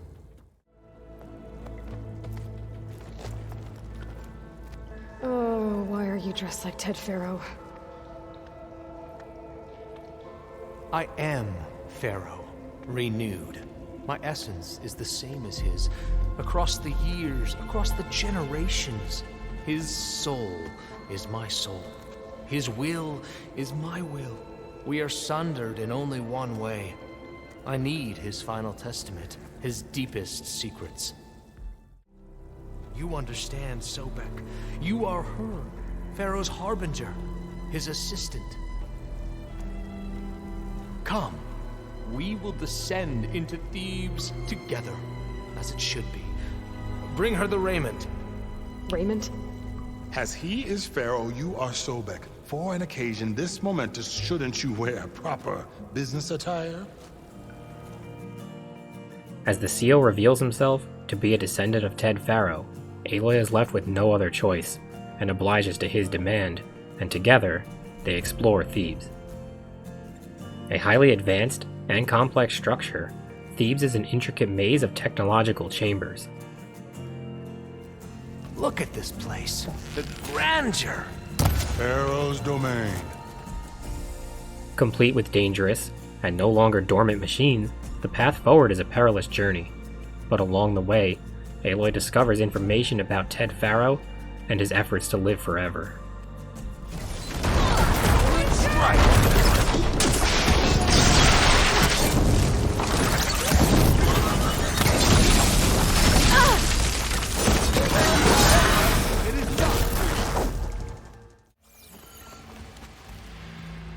Made a minor adjustment to the gene therapy regimen and added a new cocktail to treat the symptoms caused by the mutations. Hopefully, there will be some stabilization after the next treatment. God knows what Ted will do to us if there isn't. The early results were so promising. No signs of aging, no cellular degeneration, but now... Did the data explain what Pharaoh used this device for? I think he was undergoing treatments to live longer. A lot longer. Really? Could he still be alive? Don't be foolish. If he were alive, he would have kept his essence. It would not have been passed down to me. After a long venture through the tomb, Aloy finally finds the Omega clearance she needs, but also that Ted Faro was ultimately successful in his anti-aging efforts. However, his quest to live forever was not without its consequences. Somto's dead, along with his kid. Found them on the floor of his office this morning, holding hands. Must have poisoned themselves. I never would have put them to sleep. She was just a girl, for Christ's sake. I offered them life, and this is how they repaid me, by leaving me all alone. But I guess I've been alone since this whole thing began. Alone in bearing the burden. For the past. For the future. Same old Ted. No matter who dies, he's the one feeling sorry for himself. Liz's future. Liz's children. Someday they'll come, and I'll be here to greet them. Sometimes said my aging has stopped altogether. If anything, my cells are replenishing faster than normal. I just need some time for the mutations to calm down. They're gonna need me. My advice. My guidance. And then I won't be alone anymore. At last, Pharaoh's legacy is mine.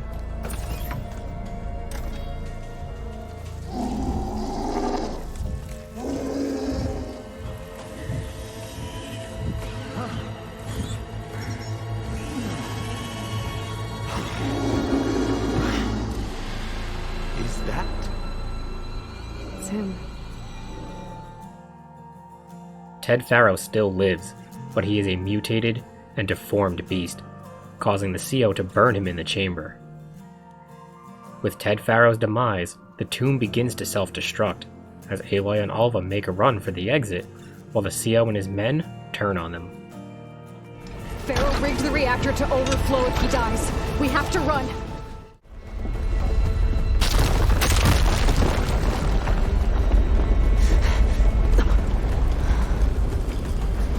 Hurry, sire! Come on! Out of my way!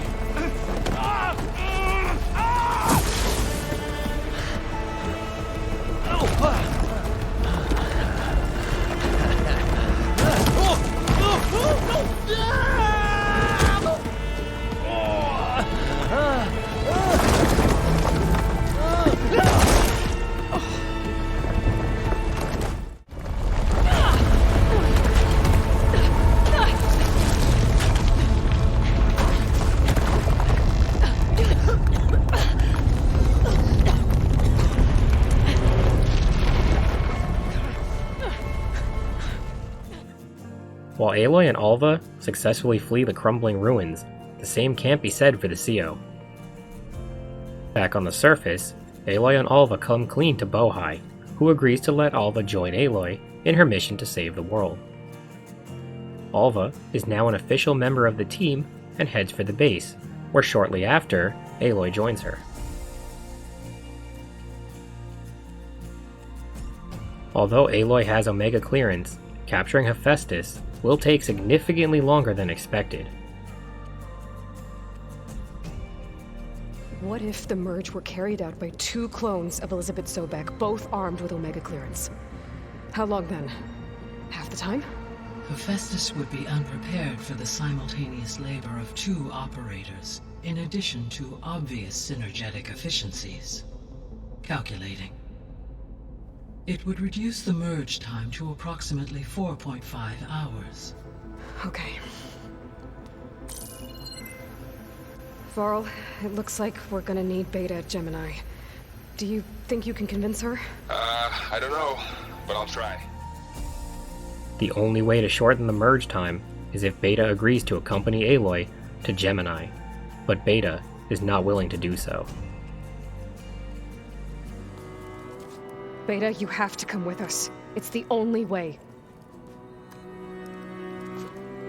It's one mission. The most important one. We need you. Tell me why you won't go. What if they take me back? Alone, in a cell again. A slave. Forever. Aloy vows to protect Beta, but this does little to convince her. No! You can't protect me. Nothing can protect me from them. I told you from the beginning we'll never beat them. It's hopeless. Beta. Leave me alone! You don't understand!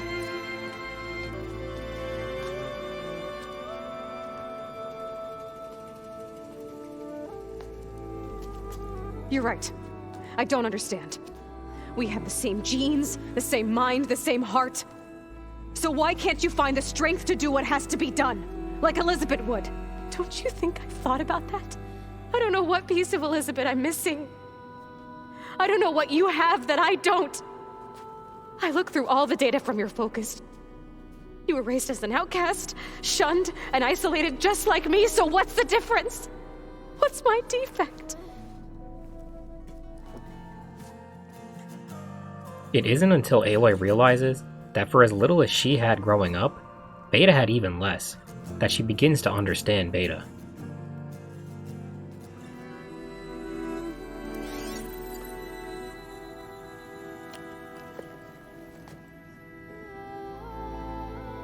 Beta, you don't have a defect. The difference is, I had him. Frost. He raised you, trained you, but he was never warm or loving. The day he died, the day he gave you that charm, he was going to abandon you. He wanted me to embrace the tribe. But then he gave his life for mine. He loved me in his own way. And that was enough. What did it feel like?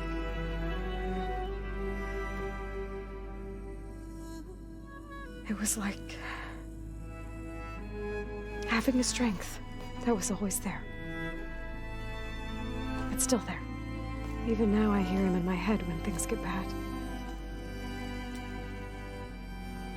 When it looks impossible, look deeper.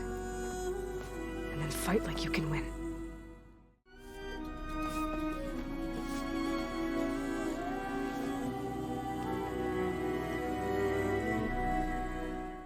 You don't have to go on the mission. We'll find another way.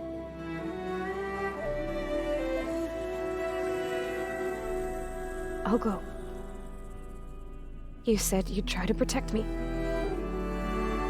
I believe you. Aloy and Beta finally connect, as Beta agrees to join Aloy at Gemini. However, Beta makes Aloy promise that if it comes down to it, she will kill her, before allowing the Zeniths to capture her again. Aloy speaks with Gaia one last time before the final preparations are completed, and the team is ready to act. Promise? I promise.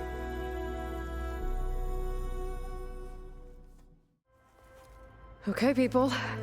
It's time to head out. I'll get everyone together. Everyone moves into position across the different cauldrons, and the capture of Hephaestus begins.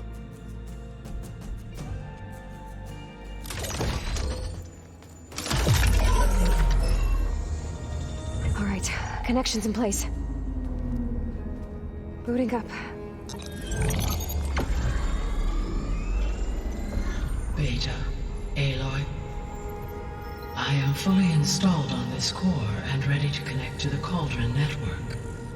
It's good to hear your voice. Connecting to the Cauldron network now.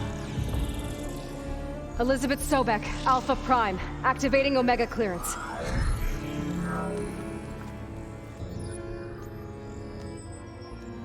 Elizabeth Sobek, Alpha Prime, Activating Omega clearance. Clearance confirmed. Initiating containment sequence.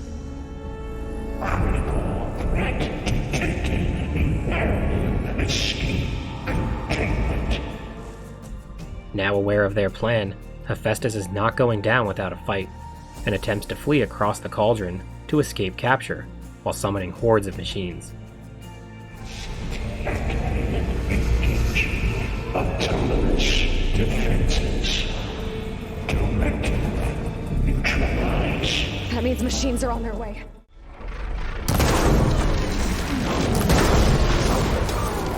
Aloy, the weapon! Draw it away from Beta! Oh, it's really angry! Right.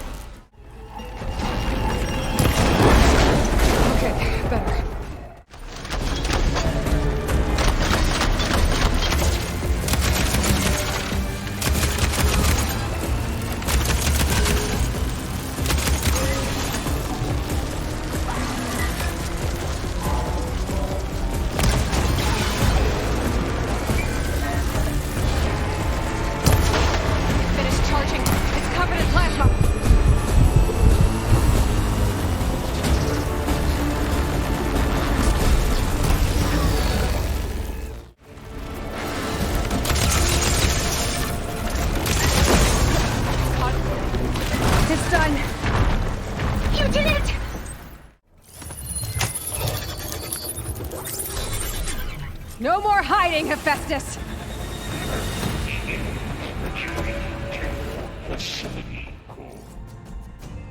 The machines are taken out, Hephaestus is left with no other means of escape, and the merge begins, with Aloy and Beta working in tandem. Hephaestus's malicious code is removed, but the victory is short-lived.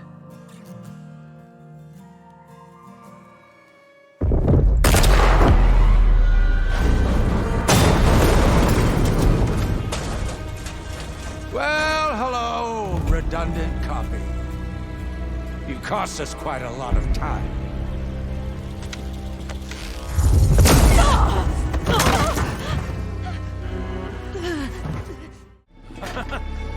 Get behind me.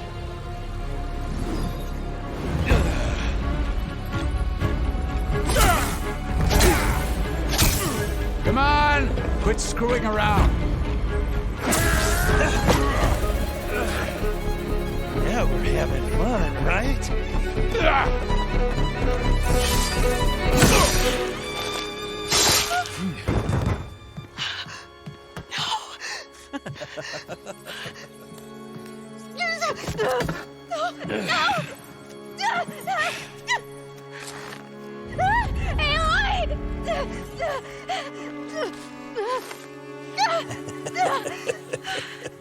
Finally.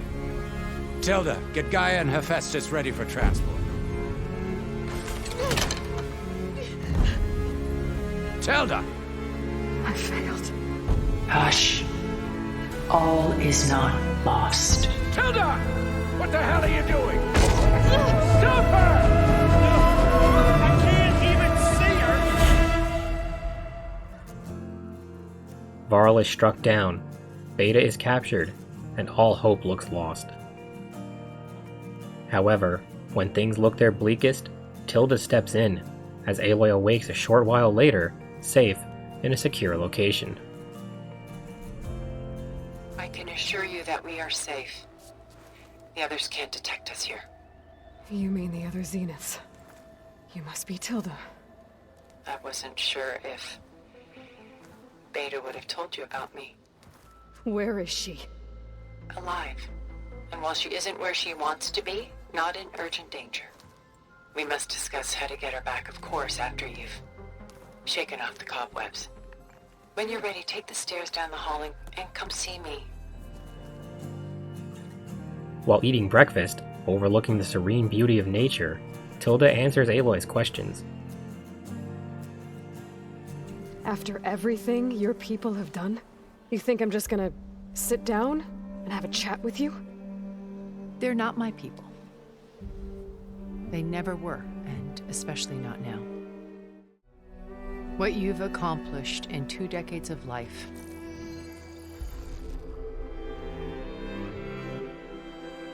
A 1,000 years at my back and I haven't even come close.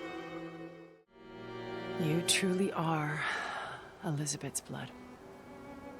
With her drive, her sense of mission, her integrity. Infatuated with Aloy's accomplishments and similarities to Elizabeth, Tilda wishes to work together against the other Zeniths. And they're not invincible.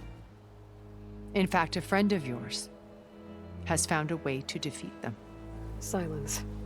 Oh, he's been a busy bee, building an army powerful enough to crash through Gerard's precious base. Regala and her rebels. Even now she's preparing a final march on the Tenakth capital. When she wins, she'll have the entire tribe under her control. Hundreds of warriors and machines to throw at the base. She's been duped. They'll all perish, of course. But it should be enough to break Gerard's defenses and allow Silence to kill him. Along with all the others. Using the new weapon he's developed. You see, while his army is battering down Gerard's doors, you and I will sneak in through a back way. One that only I know about. While Silence and my friends are busy battling each other, we'll take back Beta and Gaia. I told you I want to help you. I mean it. You said Beta is not in urgent danger, so what are the Zeniths doing to her? Putting her to work. Merging Hephaestus with Gaia. A difficult, time-consuming task, as I'm sure you know. They will compel her if need be. But her life is not in danger. She's the only one who can do it. You knew Elizabeth. What was she like?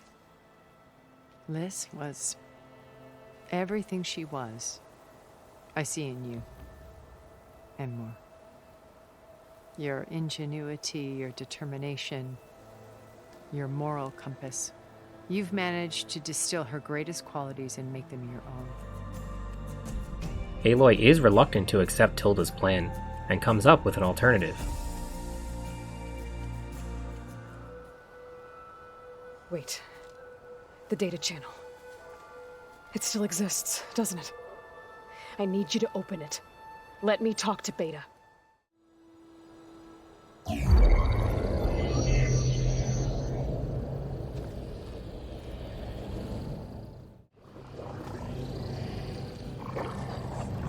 Beta, can you hear me? You're alive. They're watching me. I can't hold up this extra protection for long. You should have killed me. No. No, look at me. I'm coming for you. I promise. Okay? I just need you to hold out a little while longer and work on the merge.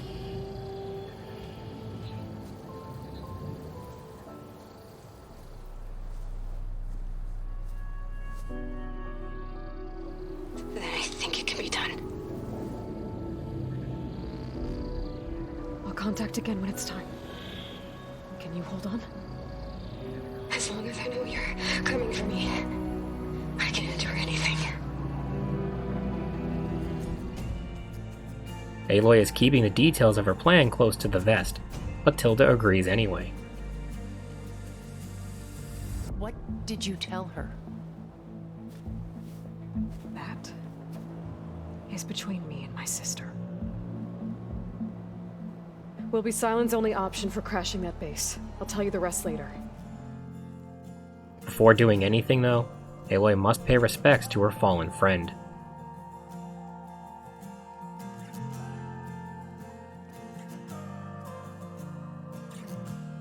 Varl's spirit will live on forever in the hearts of those he was closest to, and for generations to come, as Zoe reveals that she is pregnant. And so it is with us. I'm with child, Aloy. I was going to tell him when he got back from Gemini. Instead, one day, I'll bring our child here. I never got to tell him. To thank him. For saving my life, sure, but also for not giving up on me. He always knew.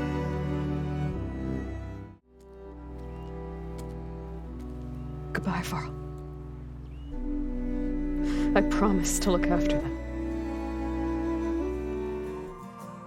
After saying her final farewell, Aloy refocuses on the task at hand and crafts a Sunwing override to her spear.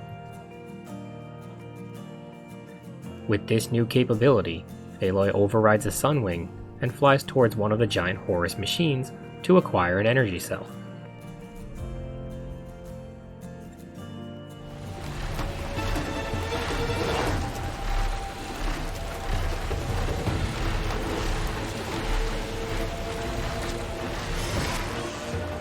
There's the energy cell.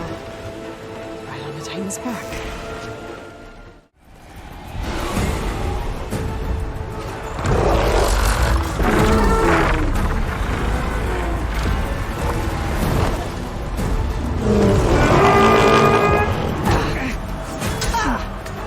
Morgala's inside. Hikaru will soon be dead. It's all over, Chaplain. As she approaches the battlefield, Aloy drops her surprise on Regala's army. The tides of war instantly turn in the favor of Hikaru's troops as Aloy joins the fight herself. End of the line, Hikaru. Now on your knees, and I'll give you the death you didn't have the spine to give me.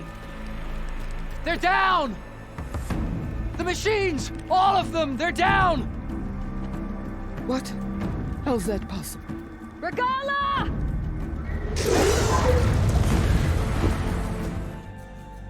Ready to settle things once and for all, Aloy and Regala fight one-on-one, with the fate of the Tenakth at stake. The duel is set. Let none interfere.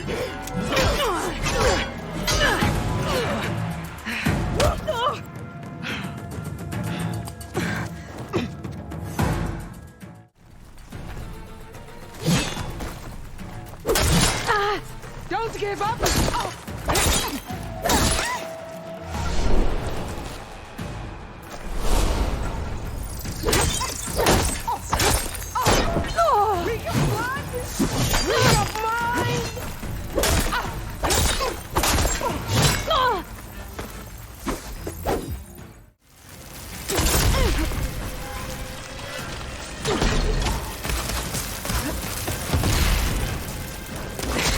Much better.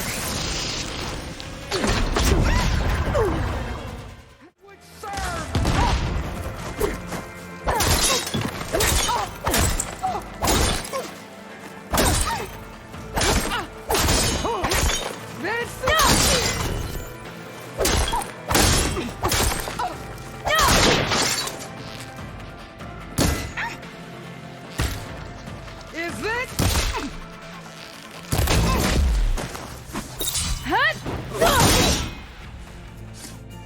After a hard-fought battle, Aloy emerges as the ultimate victor.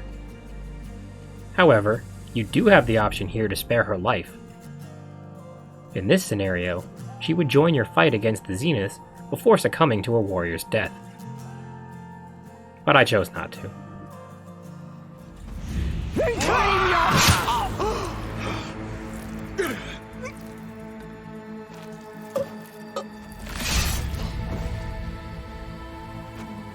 There. Blood for blood.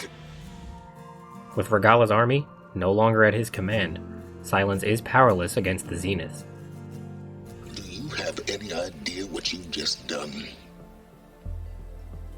Oh, it's a pleasure to see you too, Silence. Congratulations on your victory. You saved the Tenakth for a few weeks. Unfortunately, you've doomed the entire planet as well. Wrong. I don't need a Tenakth army to defeat the Zeniths. Oh, Aloy. Have you learned nothing about the enemy we're up against? More than you, hiding whatever hole you found. My idea is just better than anything you ever came up with.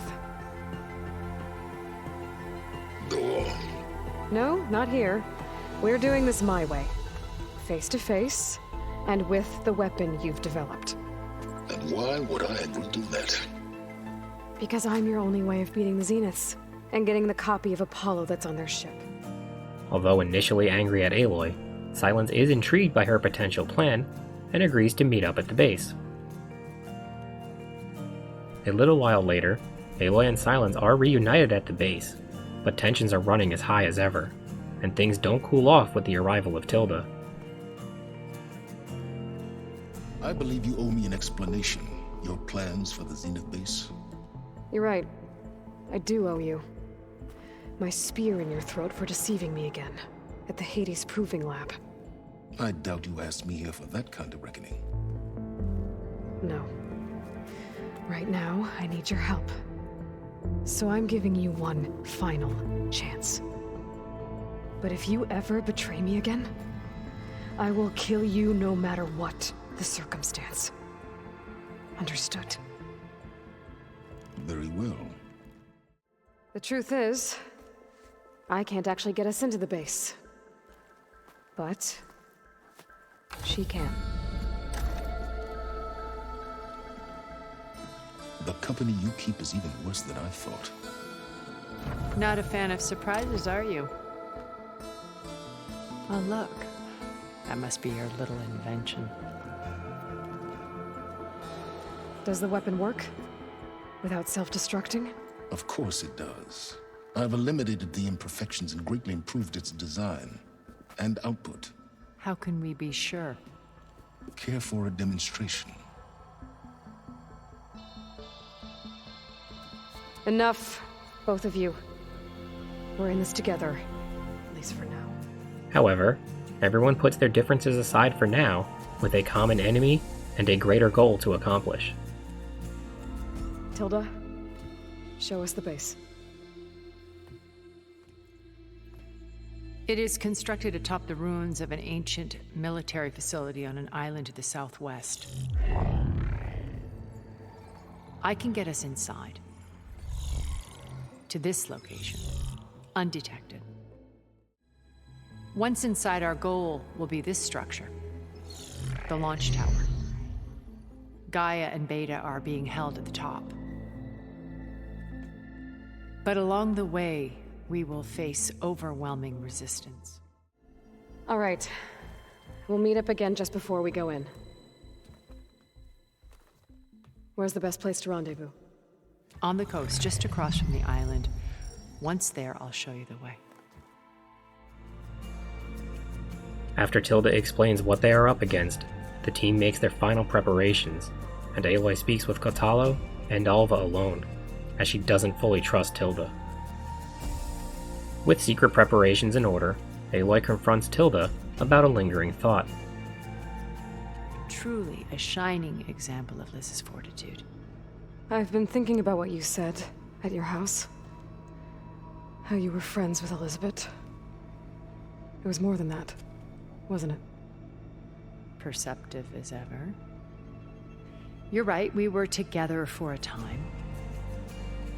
It turns out, Tilda and Elizabeth were more than just friends, but Tilda's decision to join the Zeniths and leave her behind still haunts her today. although it doesn't seem Elizabeth felt quite the same. But as time passed, it seemed as though she wanted less, and I wanted more. And so we ended things. So helping me, restoring Elizabeth's dream, it's what, a second chance, yes. I made a mistake leaving Earth while Liz stayed behind. I should have done more. Once adequately upgraded and equipped, the team meets up at the rendezvous point, and there is no turning back now.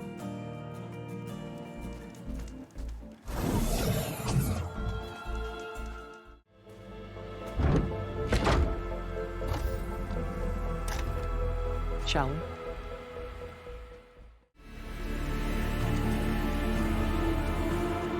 There's the launch tower.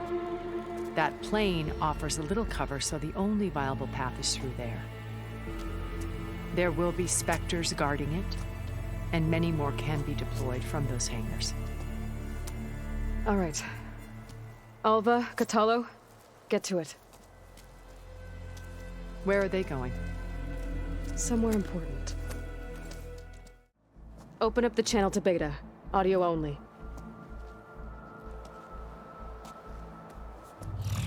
Aloy, we're here, and we're coming for you. You know what to do, right? As long as you hold up your end. We will. See you soon. Be careful. The approach to the base is crawling with deadly Spectre patrols, but Aloy and Erend power through enemy territory.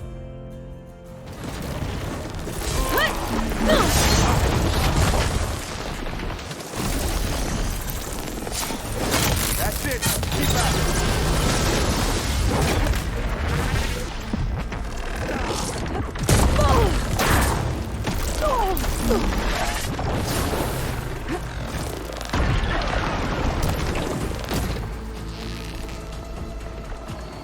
I think we got it.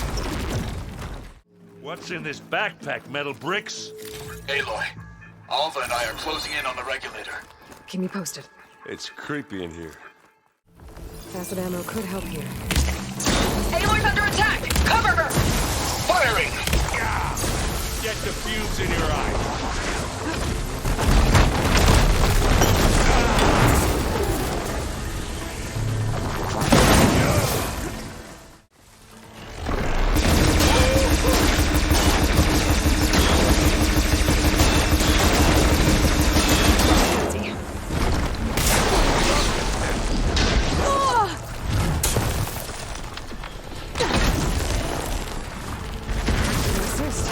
That was a decent shot, I guess.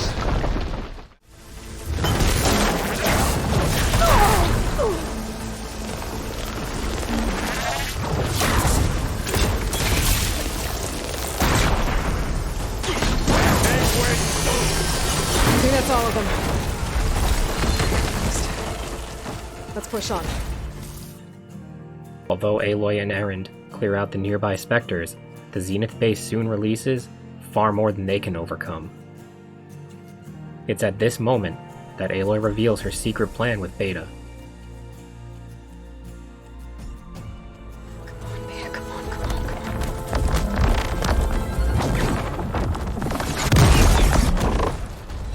What is that?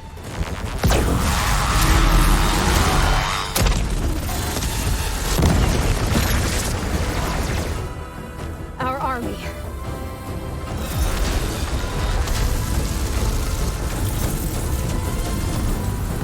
I think you got their attention.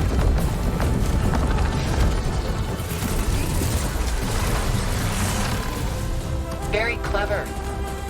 You had Beta inject Hephaestus into the base's printer matrix. Which is faster and more powerful than any cauldron. And now it can crank out machines to its heart's content.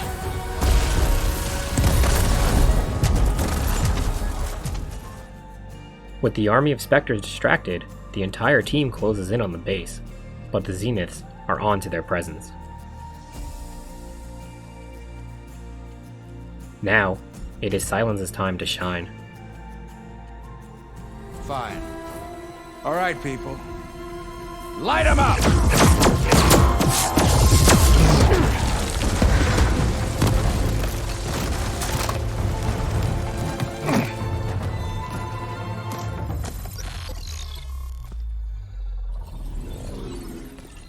Are we supposed to be scared?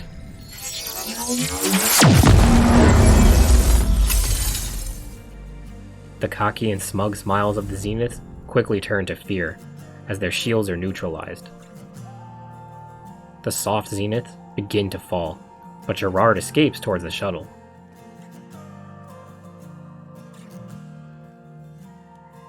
Aloy pursues Gerard, but is quickly confronted by masochist Eric, who desires bloodshed and pain. I don't need a shield to take you out. Trust me, you're gonna wish you had one.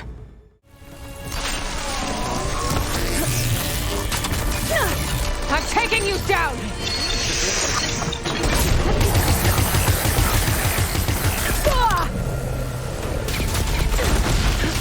I gotta tell you, this is fun!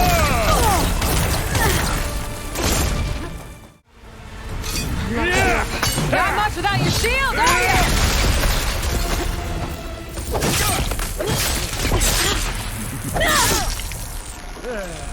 Aloy, are you there? I'm on my way to help. Just need to find my way in there.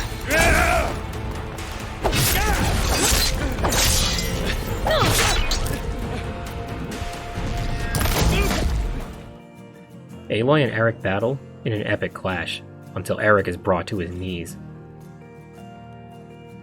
Rightfully so, it is Zoe who deals the final blow, as Varl's death is avenged.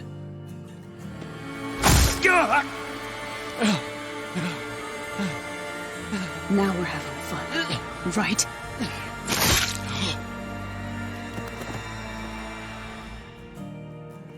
With Eric defeated, Aloy climbs the launch tower to reach Beta, and stop the only Zenith remaining, Gerard.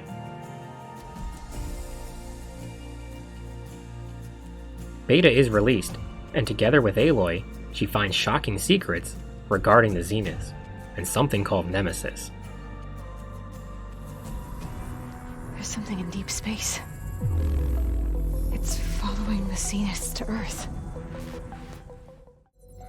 Look. Escape vectors. Alva tried to warn me about this. The Zeniths aren't planning to stay here. It's a machine of some kind. Or a swarm of them. The energy readings are astronomical. Aloy, I don't think a natural disaster destroyed the Zenith colony on Sirius. This thing did. Earth isn't a new home for them. It's a way station. They're on the run.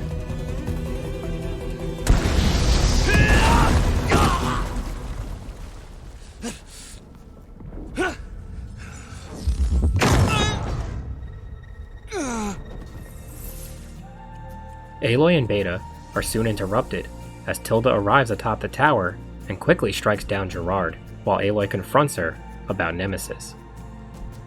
Nemesis. What is it? It is us. The minds of Far Zenith. Or failed copies of them, anyway. They wanted digital transcendence.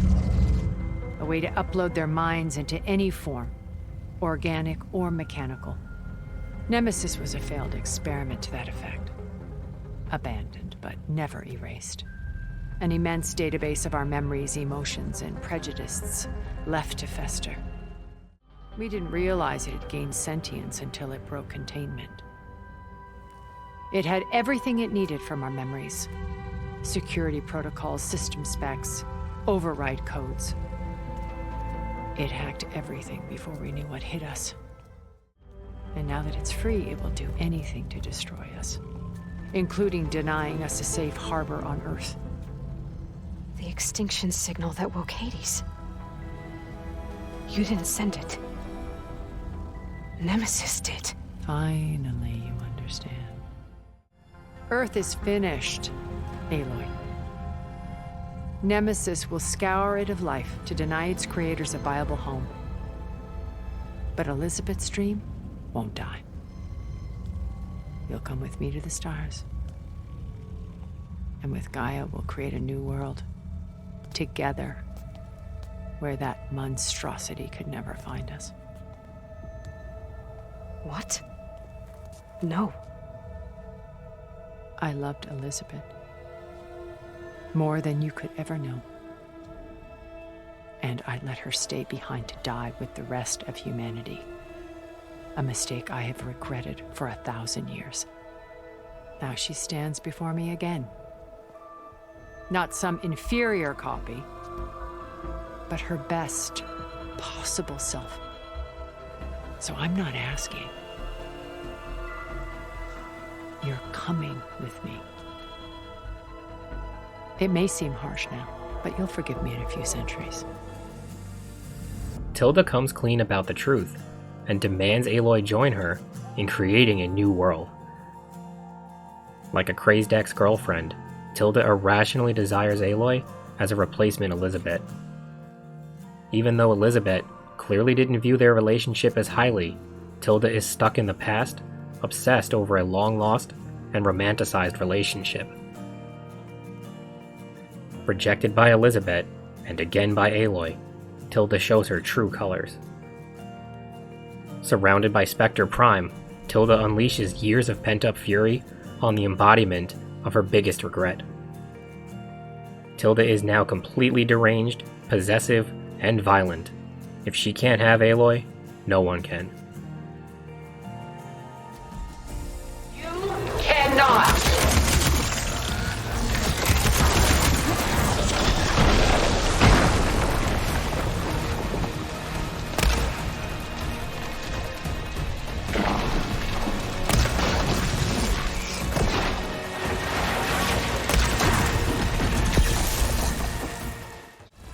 Fight on, and you will lose! Wasn't enough.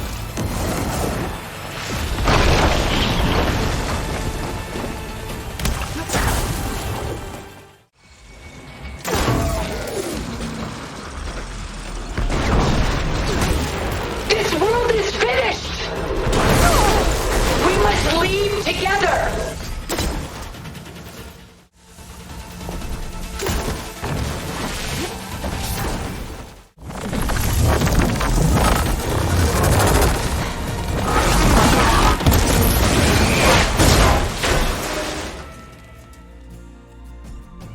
As Aloy steps past Tilda's fallen body, Silence reveals his true plan is to leave the planet. So you've known all along. From Hades, yes. Along with data on how to circumvent the Zenith shields. Everything I did to create the rebel army was based on that knowledge. To reach this place, this moment. And now it's time for me to leave this doomed planet behind. To seize the Odyssey and the Apollo database. And begin a new chapter in my pursuit of knowledge. One with infinite possibilities. You're going to just take off? And abandon everything? Stay. Help me fight that thing. Perhaps Tilda didn't adequately define the threat. Nemesis can't be stopped. It destroyed a highly advanced Zenith colony in a matter of hours. What hope does this primitive tribal Earth have? Goodbye, Silence.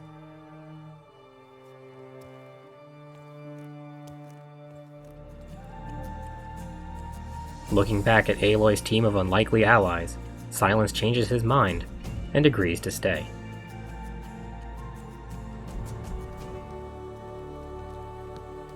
You're staying. For a time. You people are going to need all of the help you can get. They all bask in the temporary peace, a calm before the storm that is going to be Nemesis. Aloy finally understands that saving the world is not something she has to do alone, and the game ends. With the main story over, you now have the option of starting a new game plus, continuing Aloy's adventure with the Burning Shores DLC, or completing any unfinished side quests. If you decide to take on New Game Plus, be sure to save to a new save slot so you can go back if desired. Although it is not part of the Platinum Trophy process, New Game Plus does have trophies associated with it, for obtaining any new items and completing the story on Ultra Hard difficulty. Ultra Hard difficulty is exactly as it sounds, with the machines even more aggressive and damaging than before. I found it best to complete all remaining side quests, tackle the Burning Shores DLC, and then take on Ultra Hard mode, so that way you're as stocked up, upgraded, and leveled up as possible to make the journey a better time. While definitely a difficulty spike, Ultra Hard mode was beatable with proper strategy and patience. Once the main story is completed, the remaining trophies needed for the Platinum will depend on how thorough you have been throughout Aloy's adventure, and will mostly require finishing up any side objective you have not already done. Some will require full completion, but others are more lenient. These include reaching the top of every tall neck,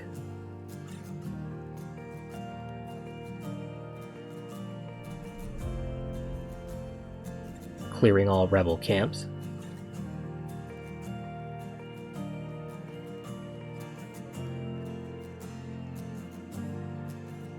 overriding the core at every cauldron location,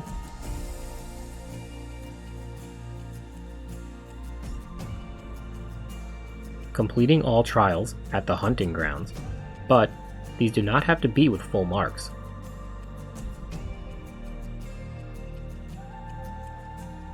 Completing all salvage contracts, clearing 4 rebel outposts,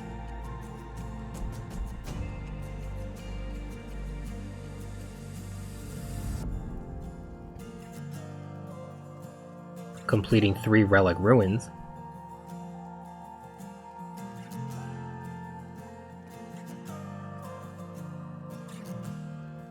winning 2 different gauntlet races,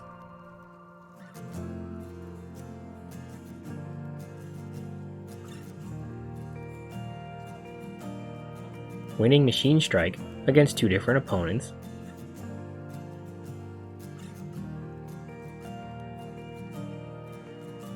completing all training pits and conquering the Enduring,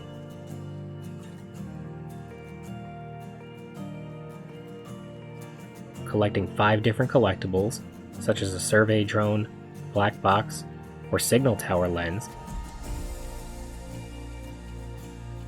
and completing all errands and side quests, including those that assist Aloy's allies at the base.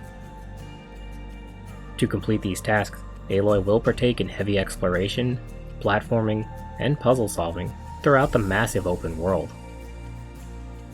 The biggest drawback to this is that Aloy would often provide the solution to a particular problem before you even got the chance to think about it.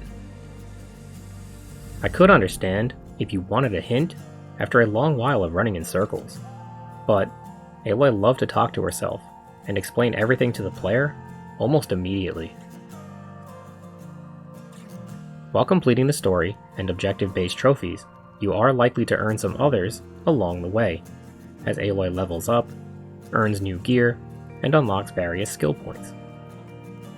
These trophies include reaching level 50, obtaining every type of weapon class, upgrading a Valor Surge to the max, fully upgrading 3 weapons, fully upgrading 3 outfits, upgrading each of Aloy's pouches at least once, learning all available skills under a single tree, and applying a new look with a flower dye. While battling through missions and fighting machines in the wilds, combat trophies will also be unlocked. These include encountering, scanning, and killing at least one of every type of machine, riding 3 different grounded machine mounts, inflicting every type of elemental damage to an enemy, performing 3 different melee combinations, performing 10 stealth kills, tearing off 100 machine components, using 5 different heavy weapons, and overriding 10 different machines. Horizon Forbidden West has hours of optional activities to keep you busy as you explore the open wilds, discover hidden secrets, and uncover all there is to do. Once all of this has been done, simply glide for over a minute, and the Platinum Trophy is yours. Overall, Horizon Forbidden West was an excellent follow-up to Horizon Zero Dawn. The open-world map and vast wilds were an immensely large and highly detailed setting to explore. The visuals were absolutely stunning at times, especially the beautifully vivid natural environments and serene calm of the underwater areas. The character models were greatly improved and intricately detailed, with complex facial features and movements. However, at times there were strange anomalies that would temporarily break the immersion. But these were far and few between, just oddly distracting compared to the typically refined visuals. The narrative was a complex and long drawn-out story that rewarded the player for fully committing to completing side objectives and discovering hidden lore.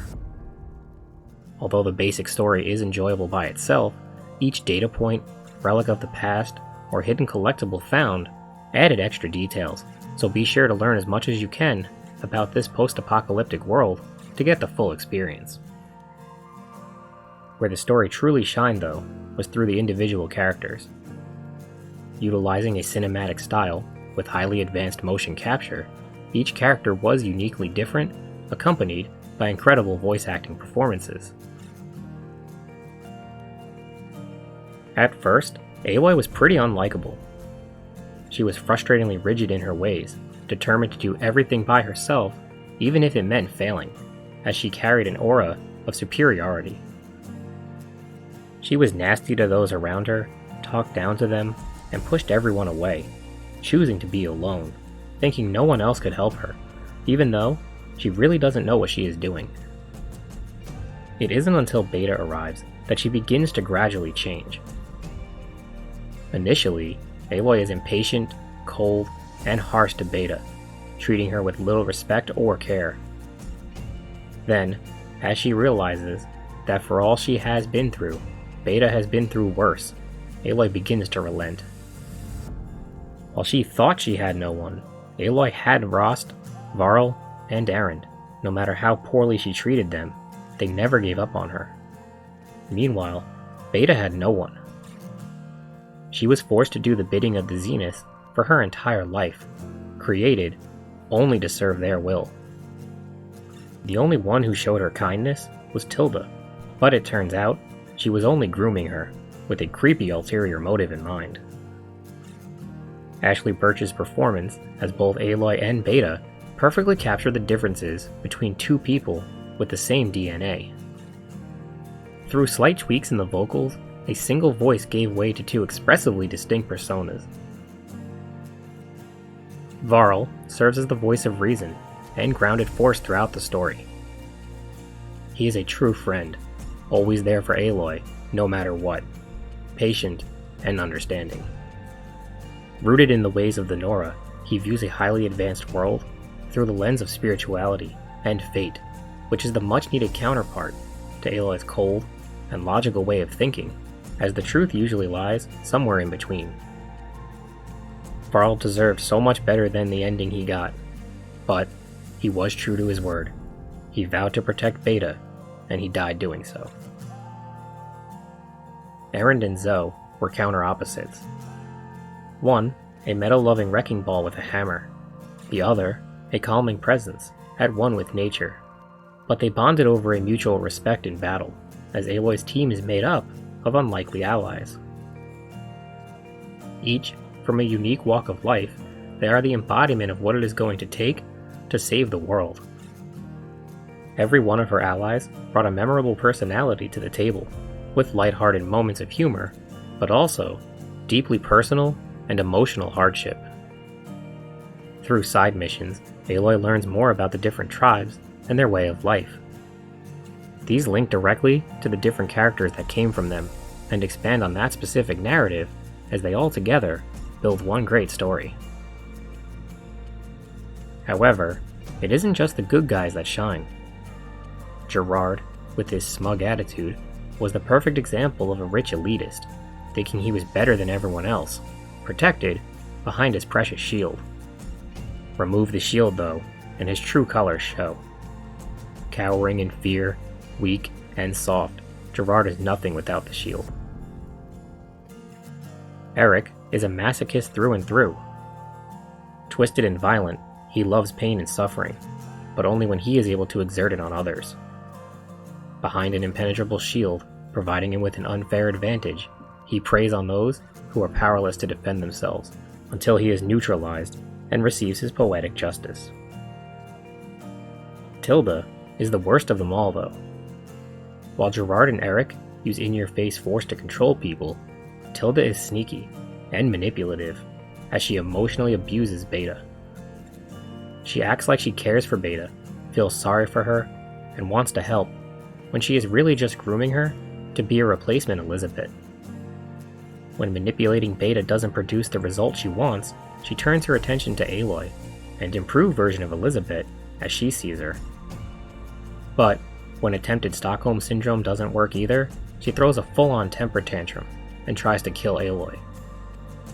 Tilda is just like the other Zeniths, a spoiled, rich elitist who believes they are above everyone else, making them the perfect villains. To the Zeniths, everyone else is a peasant that exists just to please them, and if not, then they have no purpose and must be disposed of.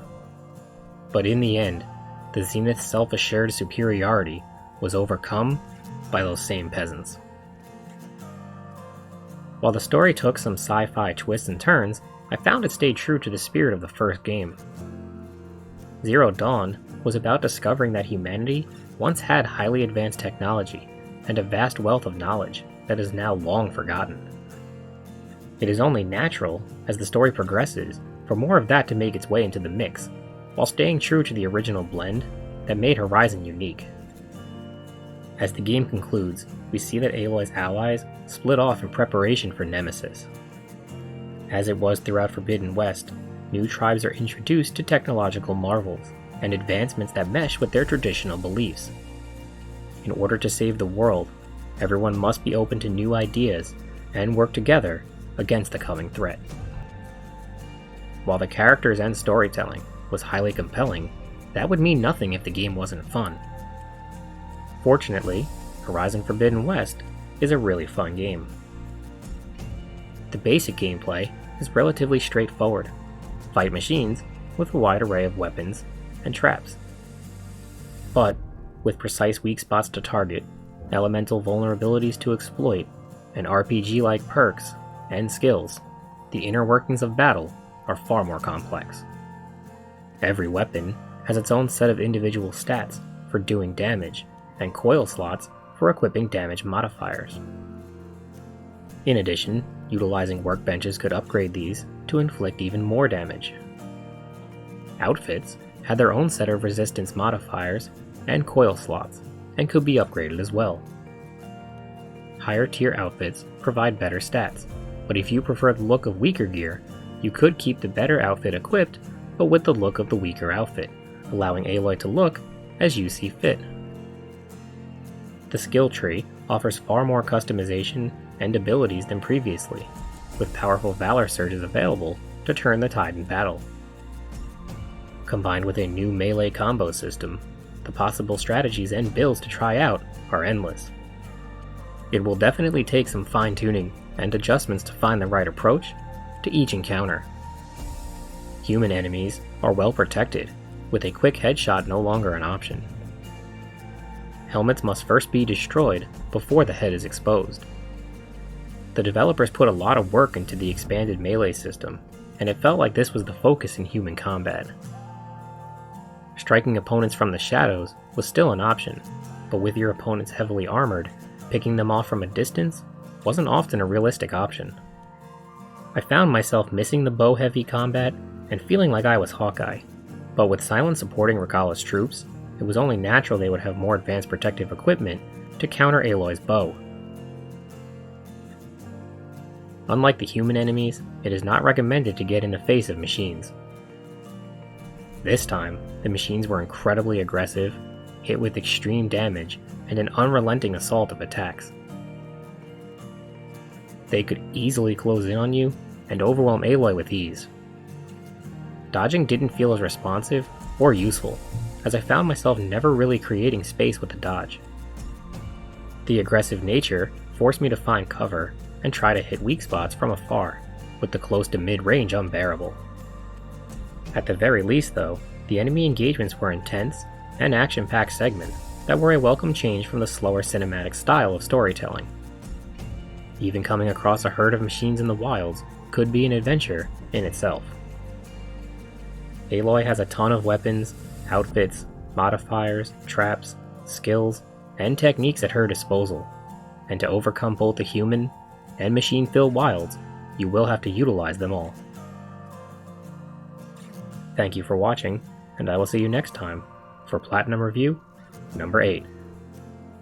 Yeah, you might have to meet me halfway here. Ah! Oh.